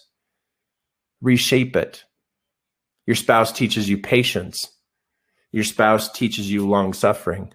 Those are all scripture words. That means you're going to make it to heaven. Thank heaven you have a spouse that teaches you that. Maybe you ought to think that way. Maybe you ought to be optimistic. Your pessimistic attitude is making you broke and making you stuck. And I know you're hurt, but it doesn't mean you spread the infection. Don't spread it. You got to quarantine that hurt and work on it and address it. Where did you get hurt? Who stung you?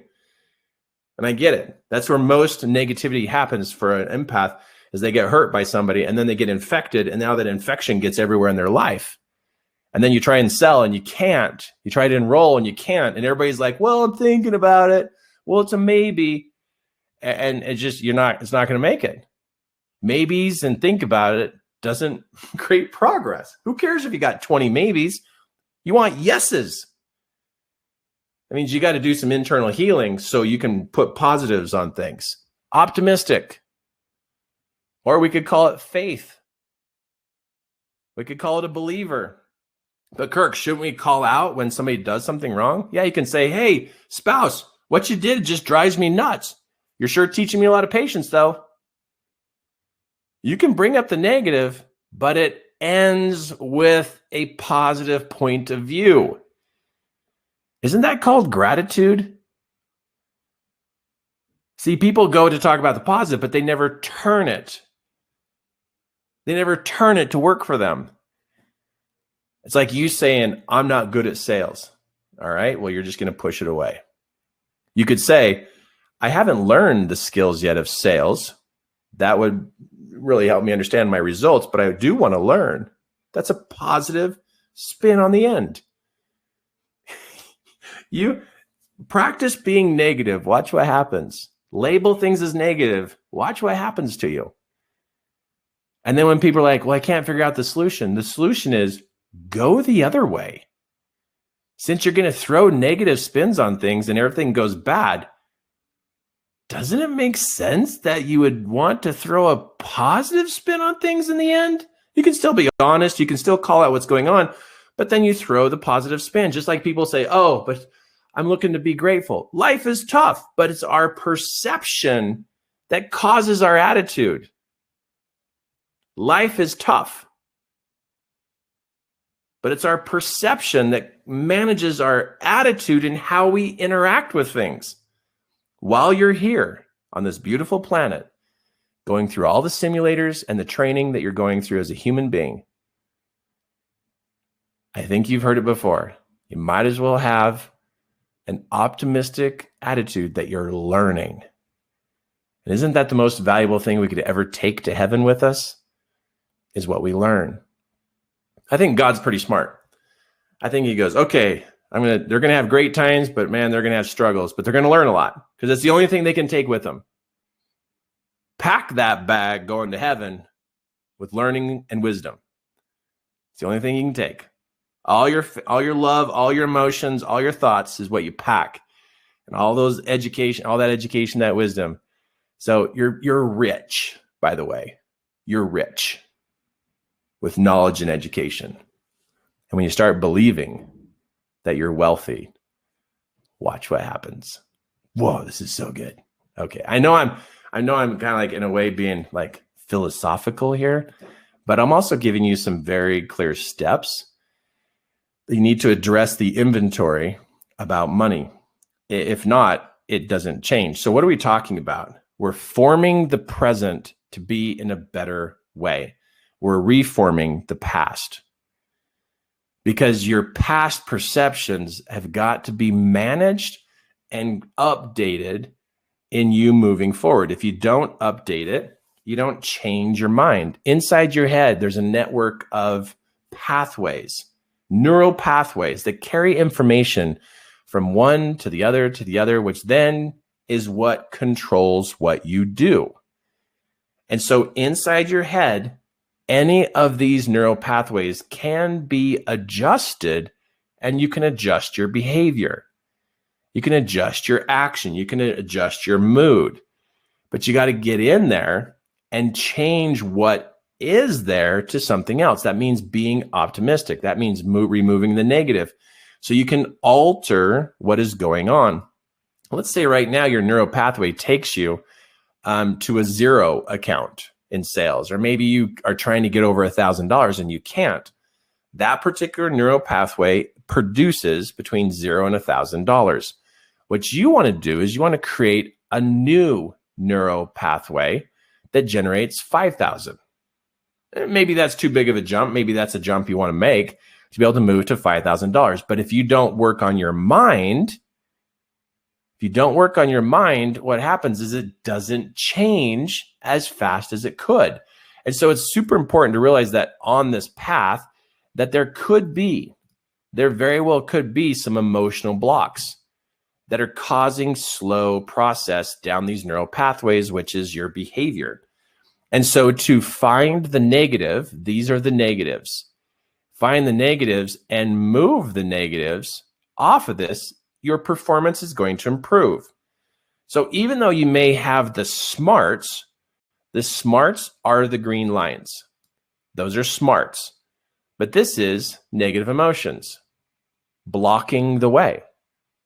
That's why you hear me talk about removing the negative perceptions you have about things. And we reconcile, we forgive, we move forward so we can remove the negative. Because you can have the smarts and have all the steps and the tools, which I'm sure people have already taught you in one way or another.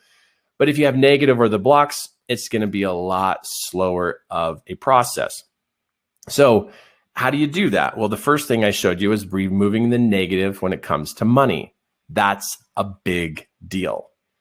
The second part is to insert into your mind that you think about money. And a way to take and put into your mind positive thoughts about money is to use a goal poster or a vision board with the intention to take an amount of money you want to create, and that you look at this each day to be able to bring it to the frame of mind. Everybody has a screen in their mind or a frame in their mind that they work on or towards. And so most empaths don't even have money on their mind. They have people. So empaths who want to work with people but don't have money on their mind don't get money. It makes sense. Out of mind, out of sight. I know it's out of sight, out of mind, but I'm going to switch that. Out of mind, out of sight. If it's not on your mind, it doesn't come to you. This is called the attraction factor. If you are not telling your mind that you would like to have money coming to you, and you're not showing your mind that you want money to come to you, it's not going to come to you. If it's not on your mind, it's not in your hand. If it's not on your mind, it won't get in your hand. But empaths believe if they just serve people, that somehow magically people will sense their needs and just give them money. It doesn't work that way. It doesn't work that way. You can't just hope that they sense what you need and give it to you, because that's what you do to people. Empaths sense in people what they need and give it to them. But other people don't do that. They don't know how to do that. So an empath who has no money on their mind is not going to get any, or is going to get a low amount. Or even, let's take people. Let's don't even put people on your mind. If you don't see in your mind you adding people to your team, it's not going to happen. If you close your eyes, and when you close your eyes, if you can't imagine people, it's going to take you a long time to bring people to you. So I like to imagine things and put them on my mind so it can happen. That's what I love to do. And it works for every person who practices it. You take and create a goal poster or a vision board, which means you put a picture on the wall or on your phone with a description of what you would like to create. And you don't just look at it, you hope for it. A vision board builds hope. And hope builds belief. And belief creates action. A vision board builds positive thoughts, which is hope, creates the positive. So it creates faith. so it creates the possibility for it to be to you. Hope, faith, and miracles. That's how I live my life. Hope, faith, and miracles. It was a miracle that I changed. It's a miracle that everything happens because I started with hope. And I hope to have money to pay my bills, to buy food, and to help others with that money. That's what I hope for. There's nothing wrong with money. It's a very, very amazing experience. I hope for it. I believe it can happen. I act on those promptings. And now that I have it, I can take care of my needs and I can take care of the needs of others. I can help people with it. And that feeds who I am to serve and help people. But if it's not on your mind, you're not going to have it. So you build a vision board. And that's a poster board or some section of your wall or maybe a photo album on your phone. And that you look at it and you put positive thoughts into it, hoping you get some today, hoping you get some this week, hoping that more comes the week after and the month after. But when you have negative on this, it doesn't come to you. You push it away. And if it's not even on your mind, it's not going to happen. Your problem with sales is that this is not a positive thing and it is not on your mind with hope attached to it. You probably have desperation attached to it or scarcity attached to it. There's probably negative feelings attached to this and upset and frustrated and scared. That does not produce miracles. Scared, frustrated, scarcity, all that, you have to hope for it. Actively imagine it happening with that type of mindset. But empaths usually don't have it on their mind. I'm highly suggesting it gets on your mind. And it's done with hope, which naturally builds faith, which builds motivation, which then performs miracles, creates miracles. Because if our mind is not engaged in creation, if our mind is not engaged in creation of it, how's it ever supposed to happen? And creation comes with good intent, right? Now, if you're like, well, I already have a vision board, it's not working. Well, you need to check in on the negative connotations you're putting on money and your experience with money, because that negativity is not going to serve you. And you think you have to be negative to push things to happen. No, negative pushes things away. It pushes things away. Okay, next. As you go to do sales, something that's very important is that you are filling the gap. That's what you're doing. You are filling the gap of what the person is missing. You are helping them with something that they don't have. So when you provide what they need to get from point A to point B, maybe it's their health, maybe it's their marriage, maybe it's their computer, maybe it's their taxes. I don't know what it is that you have to offer for sale. But the more you realize and actually quantify what you're doing to serve people, it builds your motivation to serve. It would be wise, it'd be very wise for you to identify what it is that you fill the gap with for people. And this particular piece of evidence or a piece of information of what you do. So like it could be, I provide happiness for people. The product I give them helps them be healthier so that they can be a better mom, a better wife, a better person. And then they're able to do better. Or I help them with their taxes and then they have less stress and they're happier. But you write down what it is that you offer and what it will do for them. And as you do this and quantify this, you will see the value of what it is you have to offer. This right here is the value point. Let me just write this down for you. What this does for them, how this will serve them, what will change for them, what better things they will be able to do, how does this save them time, how does this improve their life. This is the value point. People who struggle with sales are trying to offer something that they don't see the value. They may think they know the value, but they've never quantified it.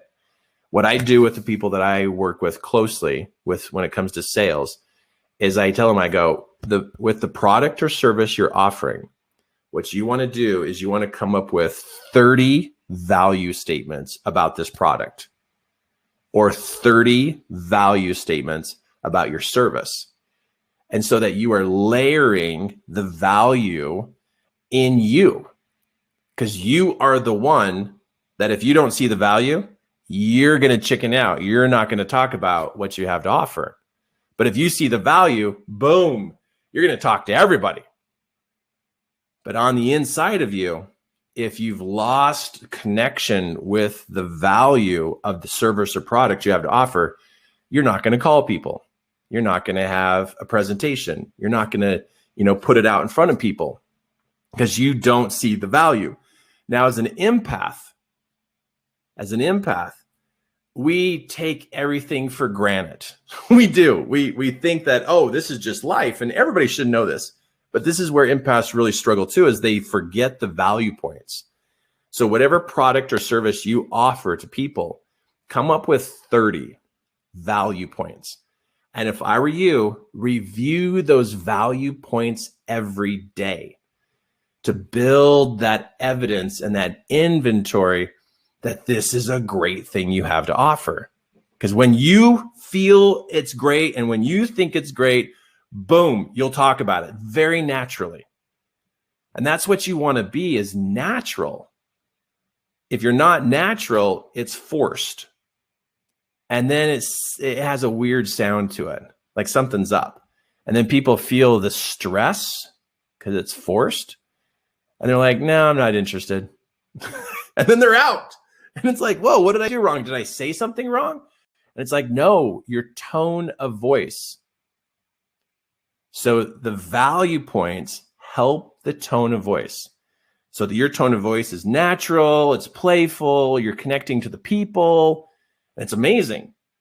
But I bet you if we sat down, you and I sat down at the kitchen table this morning, and I pulled out a pad of paper and I says, okay, give me the value points of your product or of your service. And you would probably get to 4 or 5 or maybe even 10, and then you'd start to struggle. And then that's where we'd find out, okay, it's not deep enough inside of you. It's not far enough in you. That's why it's so hard for you to make a phone call. It's why it's so hard for you to follow up with people.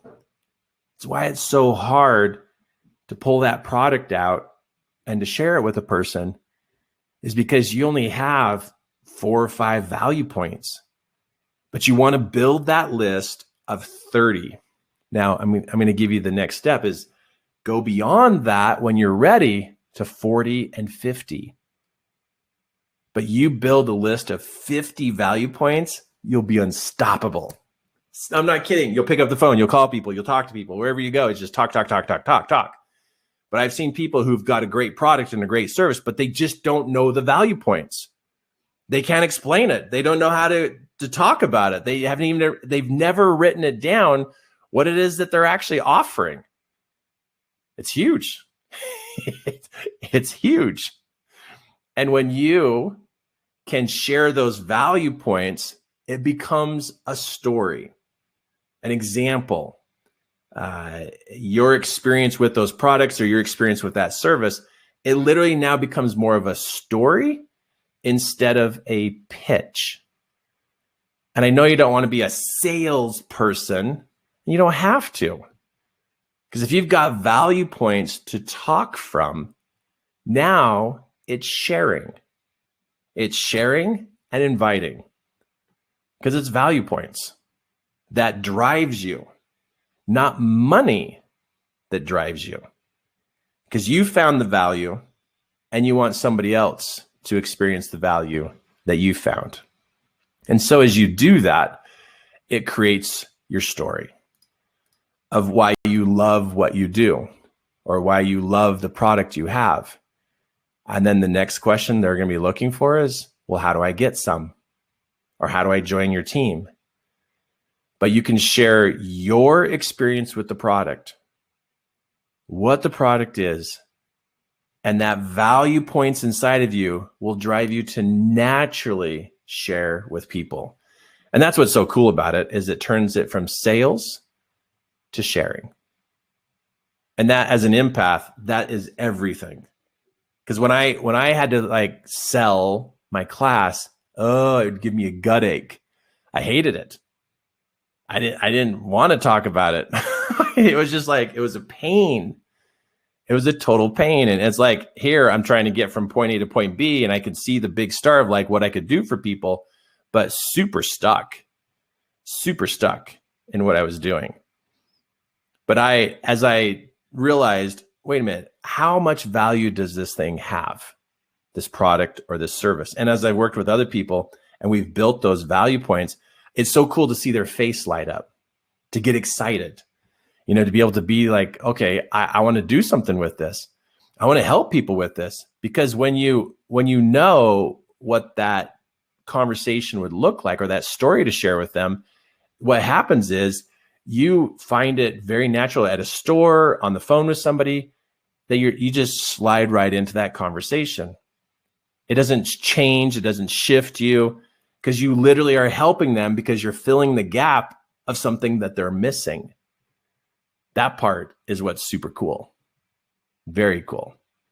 So give me a comment if that makes sense to you, because if you're trying to sell, it's going to feel awkward for you as an empath. But if you share, whoa, got it. So Kirk, are you sharing all these value points? No, you probably can't share 50 with a person. That's like way too much. But what happens is it moves you to believe in the product and the service.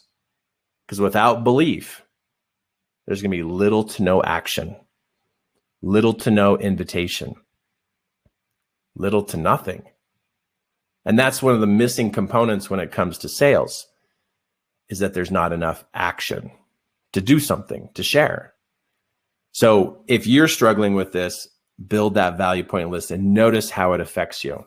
If you got somebody on your team, or you got a friend who's in sales, and you be like, hey, I don't think you know the value here enough.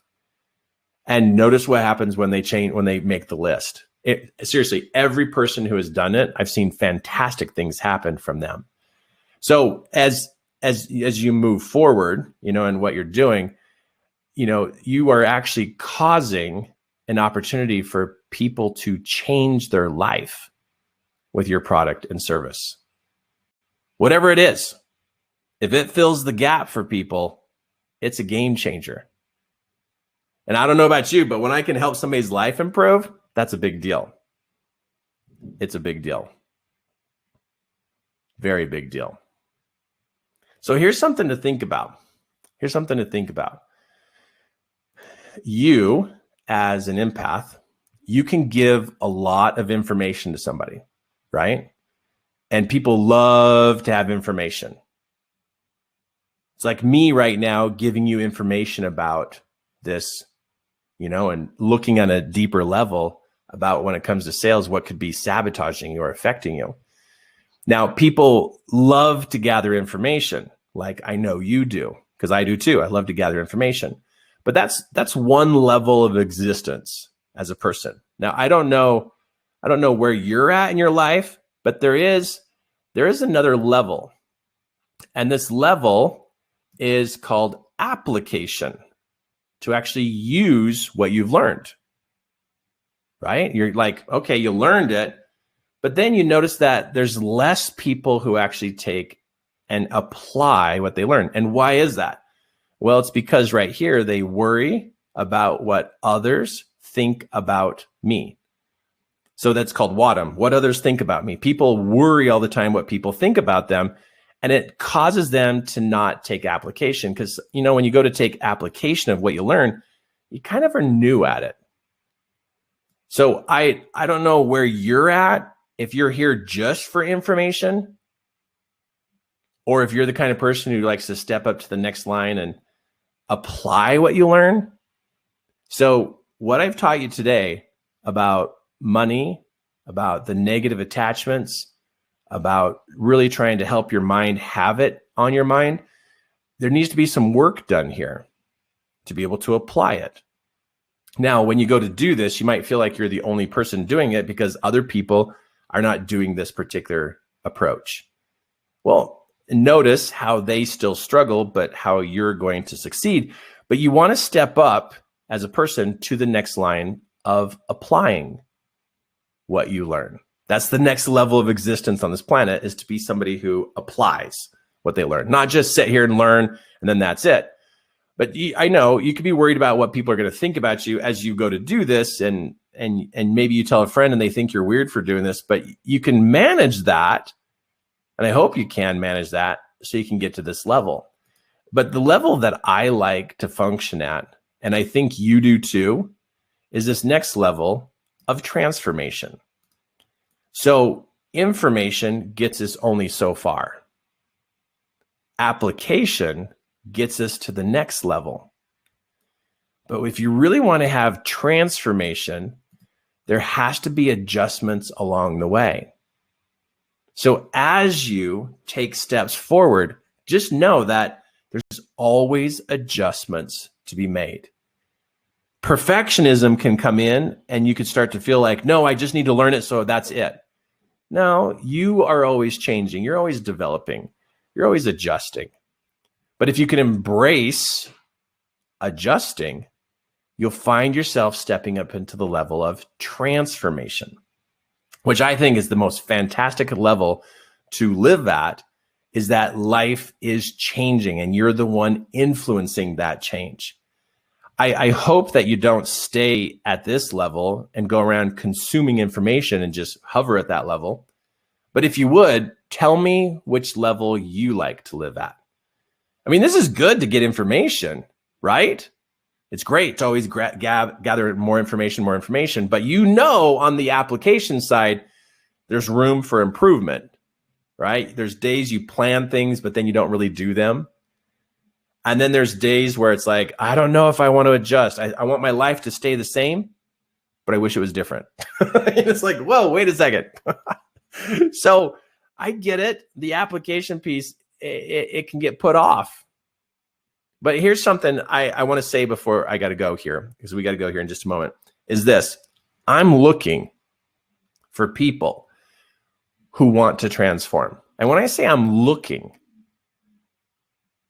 when I say that, I'm looking for people, I'm not building a team. What I'm doing is I want to train people who love the level of transformation. Like they're ready to change. They're ready to step up. They're ready to really apply what it is that they know.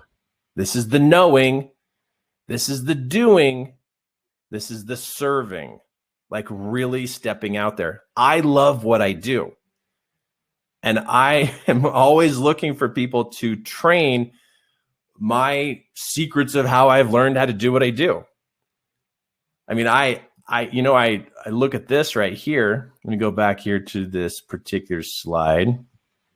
I think it's this one right here. This was my statement. I collect and deposit $5,000 in certified funds every day. This is my driving positive statement between me and money. And as I was doing this statement, in less than 2 weeks, the $5,000 happened. And I'm super tickled with where I've come from in offering my own products and services, that I've crossed the $20 million in sales line. $20 million in sales. That's crazy. Awesome. For me, a guy, an introvert who is like, well, how do you do this? I don't know if I can do this. But I'm looking for people who really want to bust out of what they've been living in. And it's like, you know what? I got to get going. I got to get moving. I want to be on this level. You know, I want to cause transformation in my life and other people's lives. I want that. Because you can learn and do. But what if it's time to serve people? Really use your gifts and talents at a high level, not just when it's convenient, but on purpose. I'm always looking for that type of talent. I love to train people who are at that high level because I can move them. I could move you. I could move you to really exercise these natural gifts and talents that you have. But I don't know if you're ready for it. But if you are ready to like, okay, I want to do what I'm doing here, but I want to go big and I want to help lots of people and I want to serve people, well, then you're going to have to get off the bench. You're going to have to get off the bench, stand up, and move to the front lines and stand shoulder to shoulder with us who are on the front lines serving people in their personal development, in their discovery of who they are, their big time part of their life. We're on the front lines. So if you happen to be somebody who likes being on the front lines and you wish you were there, but you don't know how to get there, man, I would love to share more with you. I'd love to help you. And so I'm going to put the invitation in front of you of what this would look like if you're that kind of person and you want to be somebody who causes transformation in others' lives. And really what this means living a life of purpose. That's what it means. Do the work that you feel inspired to do, but live your purpose. Not just going through the motions, but to drive it to happen. Sometimes empaths, they get into this mode of, oh, I'm just going to let it happen organically. It's like, that's fine. I love organically, but I also love intention. Like, let's do this. Let's like really make this work. Let's enroll people. Let's move the product you have. Let's move the service you have out to the people. If you really believe it's that good, well, then let's get you moving. So I love to work with people who want to live at that level of transformation, but their bum is still on the edge of the bench. I get off the bench, right? So what does that look like? What would that be? Well, I have a program called the Mastermind, Kirk Duncan Mastermind. And this program, what I love about this program is that it's about taking action. That's what it's about. It's about getting yourself organized at that next level to use your gifts and talents to serve people at a high level. And I'm going to help you through the Mastermind. It's a 16-week program. And the 16 weeks, I'm going to help you discover all your self-sabotages. I'm going to help you see them because I know where to look. And when we can clear up those self-sabotages, we clear that gunk off your neural pathway so you can go. And if you want to add people to your team, you want to take your product and service and go big, I think you need some personal work to be done. So if you're someone who is ready to move to that next level and you want to live at that higher level and truly be an influencer with the product and service you have, this mastermind would be perfect for you because I know how to do this. I could help you with sales. I could help you with enrollment. I could help you in fine tuning in what this looks like for you. But if you still are going to just hover back in the back and it's like, it's not your time yet, well, then don't do this because I'm very specific on what I'm focused on. And this mastermind is to support you in living your life purpose. Probably discovering it better would really serve you. But I help influencers fine tune their content people skills and quality of their program so they can serve people while experiencing abundance doing what they love. That's me. That's what I do. That's what I want to do for you. That's what I can do for you. Now, if you're curious, and you're like, okay, I think this would be good for me, but I'm not quite sure, something to look at this would be, this right here.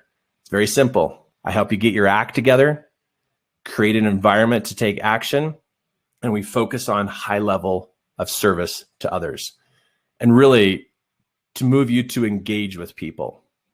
Now, something I do know about you, you've been stung and you hurt. And I know that there needs to be some cleanup there, some reconciling. Would you find that in this mastermind? Absolutely. Everything you saw me teach and talk about in this webinar, you would find in this mastermind at a higher level. But it will cause you to stretch. You have your certain distance you usually go to, but you're playing small. I know you. I know you play small because you can get away with it. Empaths can get away with things. And other people don't understand, what you're doing, but I know you. I know what empaths do to cheat. I know how they cheat. I know how they pull back. I know what you do to cheat. You act like there's so much effort and so many things you're working on, but it's not really focused time. It's not really doing the work. It's busy work. Empaths are notorious for being busy, but not productive. So if you're busy, but not productive, it's time to stretch. That goal that's been out in front of you, come on, let's get it. Let's go do it, right? So we got to move you. Got to move you from one place to the other. That's the thing. We got to move you. And I don't care where your level of skill is. There's always an opportunity to upgrade your skill. And in the mastermind, you're going to learn how to upgrade your people skills. So I know you're a coach, you're a mentor, you're a facilitator, you're a teacher. I know that about you because that's just what empaths naturally are. And if you've never done this before and you're brand new, the mastermind still works for you. You can be brand new or you can be super experienced. And maybe you're already a zillionaire. You've already created millions of dollars in sales. It doesn't matter your level. What matters is that you're not cheating yourself. Because I know where you're holding back. Takes one to know one. I know because I can look at your life and look at your results and tell you where you're glitched. And I can help you. Now, how does this work? Well, how this works is you have a phone call. We've got to find out if the mastermind is really a fit for you. And so what you do, if you're interested in being in my mastermind, it's 16 weeks long, 16-week journey, and it's a transformation experience. You're going to change. Because we got to move you from one side of the line to the other side of the line, right? Got to totally get you from one side to the other side. Can't leave you where you're at. So what do you do? Well, you're interested, right? And you're like, I really am ready for this help, this support. Go to this right here. You see on the screen where it says 3KE. You see that 3KE right there? So you can type that in your search bar and then 3ke.2/book a call. And what it will do is it'll take you to a page that then you'll choose a day and choose a time for an appointment. And then what happens is you then talk to one of my team members who are going to ask you some questions to find out your skill level, find out your commitment level, of if this would work for you. And then they're going to share with you some details about the program. And if that works and you're like, man, I want this, then they will help you enroll into the program. And it's an ongoing open enrollment. And so when you start, and then you start from that point. And then you're now in and part of this mastermind. Because it's time for you to stretch. I know you don't want to, but you know you got to. Maybe you don't want to, but you know, life is feeling shorter and shorter, and you feel the urgency, right? I feel the urgency. You feel the urgency. Really? Are you going to sit on the bench and watch all this happen? Or maybe you're halfway to the front lines. You kind of hover back. Maybe you're hurt and you're just like, you don't know how to solve that hurt. I'm here. I get it. So if this is like the right timing for you to get going, and you could be brand new at finding your service or your product that you can offer people, I can help you from the very beginning of where you're at. But if you feel like I could be a great coach and mentor for you because of the deeper dive I go on things, well, this is perfect then. Over on the side of your screen, you see the mastermind and you see that button. Click here to book a call. When you click that button, what it'll do is it'll take you to this page. And then once on this page, you see the calendar down there on the bottom. You literally will go pick a day and time, talk to my team member. And if you jump into it, oh man, and you register and you enroll, I'm going to call you. I want to talk to you. So between my team member and myself, we want to make sure that this is going to be a good fit for you, because I cannot sell this to you. This is a life-changing decision. It has to fit. So my team is very, very respectful, very kind, very gentle with their questions. It will come down to you making a decision, and we respect how people make decisions. It is not high pressure. It's an invitation. We don't sell this. We share this. And it has to be the right fit. Because if it's not the right fit, then you're in the wrong place. You're not doing the thing you got to be doing. But if you're feeling like it's time to get your act together, I'm here. And this just showed up for you today. So what do? Well, go book a call. And if you're feeling like, oh, I want to live my life purpose here. I just want to do this. I just want that. And if you've been saying that you want to do the work that you really feel like you're inspired to do, and you just want to get to that point of living your purpose before your time on this earth is over, I'm here extending the invitation, because I think it's the right place to be. You can tell I know what I'm doing, and I can help.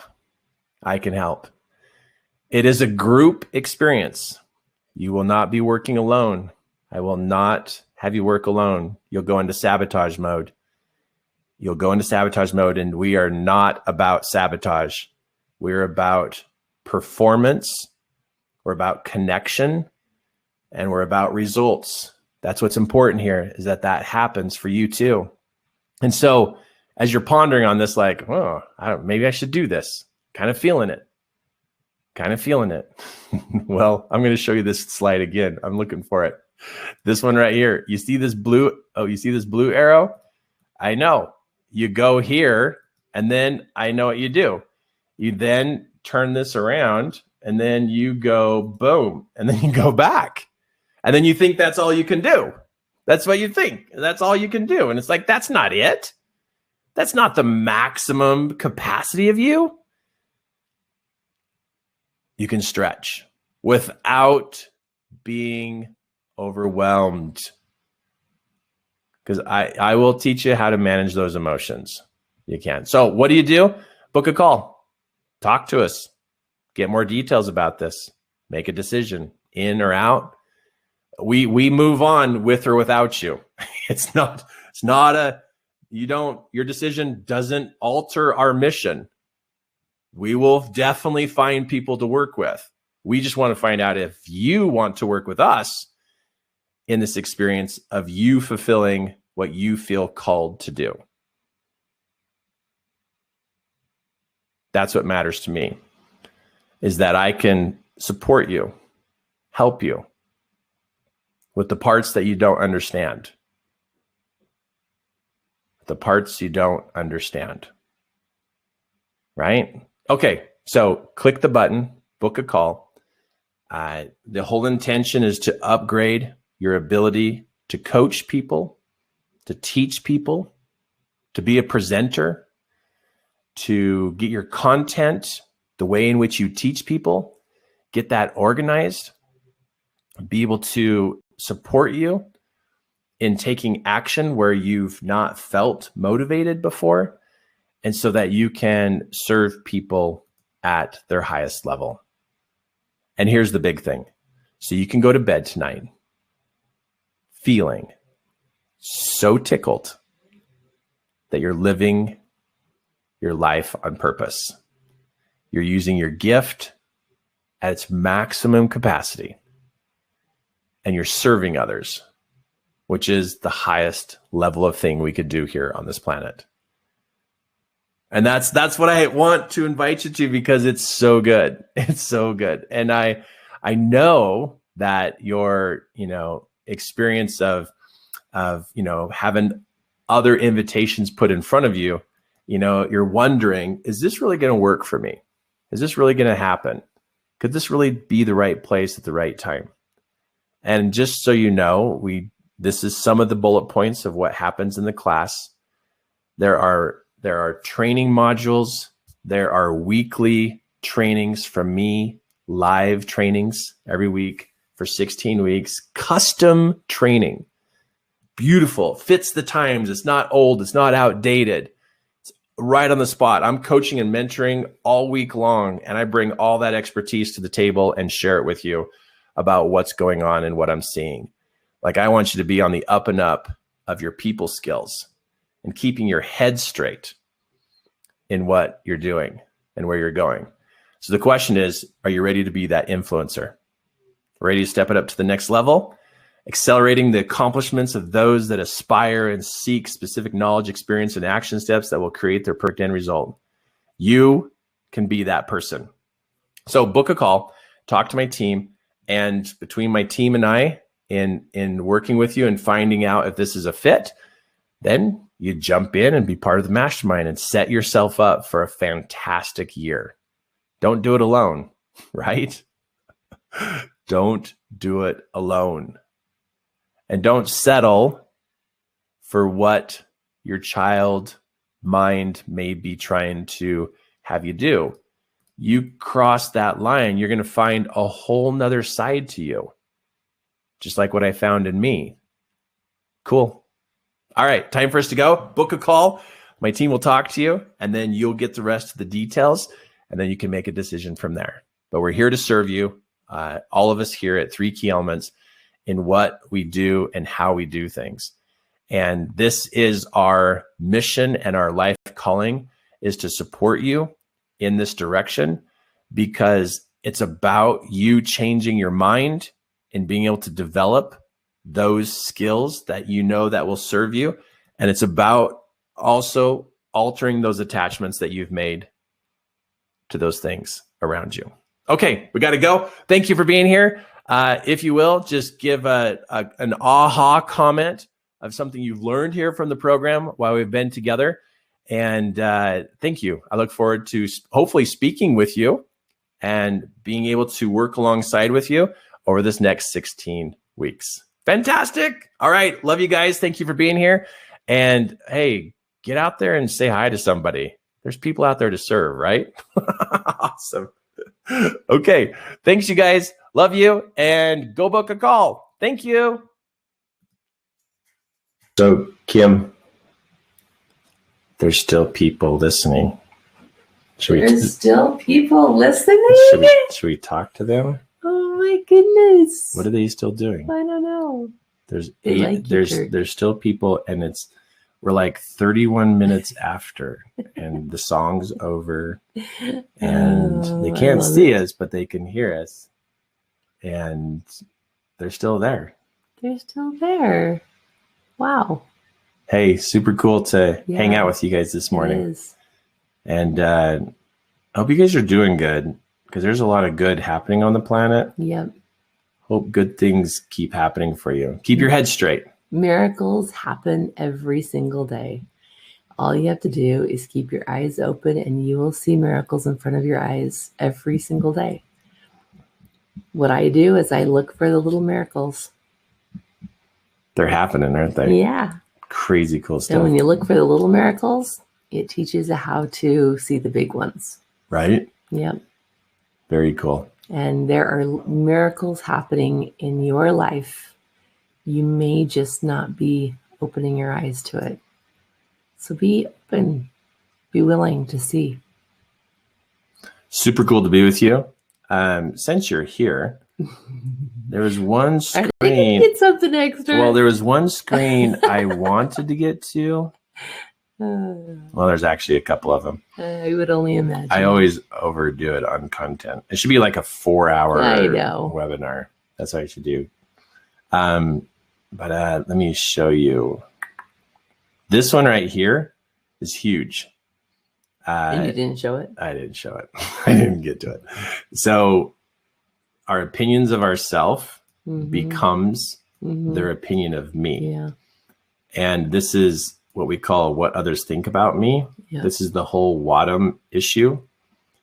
And empaths are dangerous with this, meaning we're super critical of ourselves because we can see potential and we're trying to live it at a high level. Yep. And so then we get on ourselves. We get, pretty tough on ourselves, but then it projects, and then it projects, we project it out on people. And then we think that's what they think of us. Yeah. And that can literally stop an empath from working. I have seen this with my very own eyes in my own personal life with really good friends I have that I care a lot about. And it is so true. The opinions of ourselves are so powerful. And when we have opinions of ourselves and then we live those, opinions that are in our head, I kind of think what happens is I go around and then I like collect all the evidence to make that opinion true and right. And even if the people that are out there really honestly don't have that opinion of me, I'm going to find the evidence to make it true about myself. Highly sensitive. Yes. Highly sensitive. Yeah. Yep. So what do you do? Form a better opinion about yourself. Absolutely. Because then you project that. Yeah. And then that motivates you to get out there because that's what you think people think of you. So Kirk, how do you form a better opinion of yourself? You write it out. Yeah. Couple sentences. This is my opinion of myself. And then you hold that opinion. We can hold any thought we want. Since we're good at projecting, we might as well choose a better opinion about ourselves. So that gets put into the projector, bam, it goes out. And then that bounces off the people and comes back to us. It is so true. It is so true. You get to choose what you think about yourself. You get to choose that. And I've in my life I've had moments where I've chosen, negative words and that's what I'm seeing. And then I've had times in my life where I choose positive words. And it is so crazy how I've chosen a word about me. And sometime during the day, like if I'm really focused on that word, it's crazy because sometimes I'll actually hear that word coming back to me from someone else. Like I'll pick a word and then all of a sudden during the day, somewhere I'll end up hearing that exact word coming back to me. And that's when I know personally, I really have made that shift in my mind. It's a pretty cool experience. Yeah. So write up a little paragraph of your opinion of yourself, record it on your phone.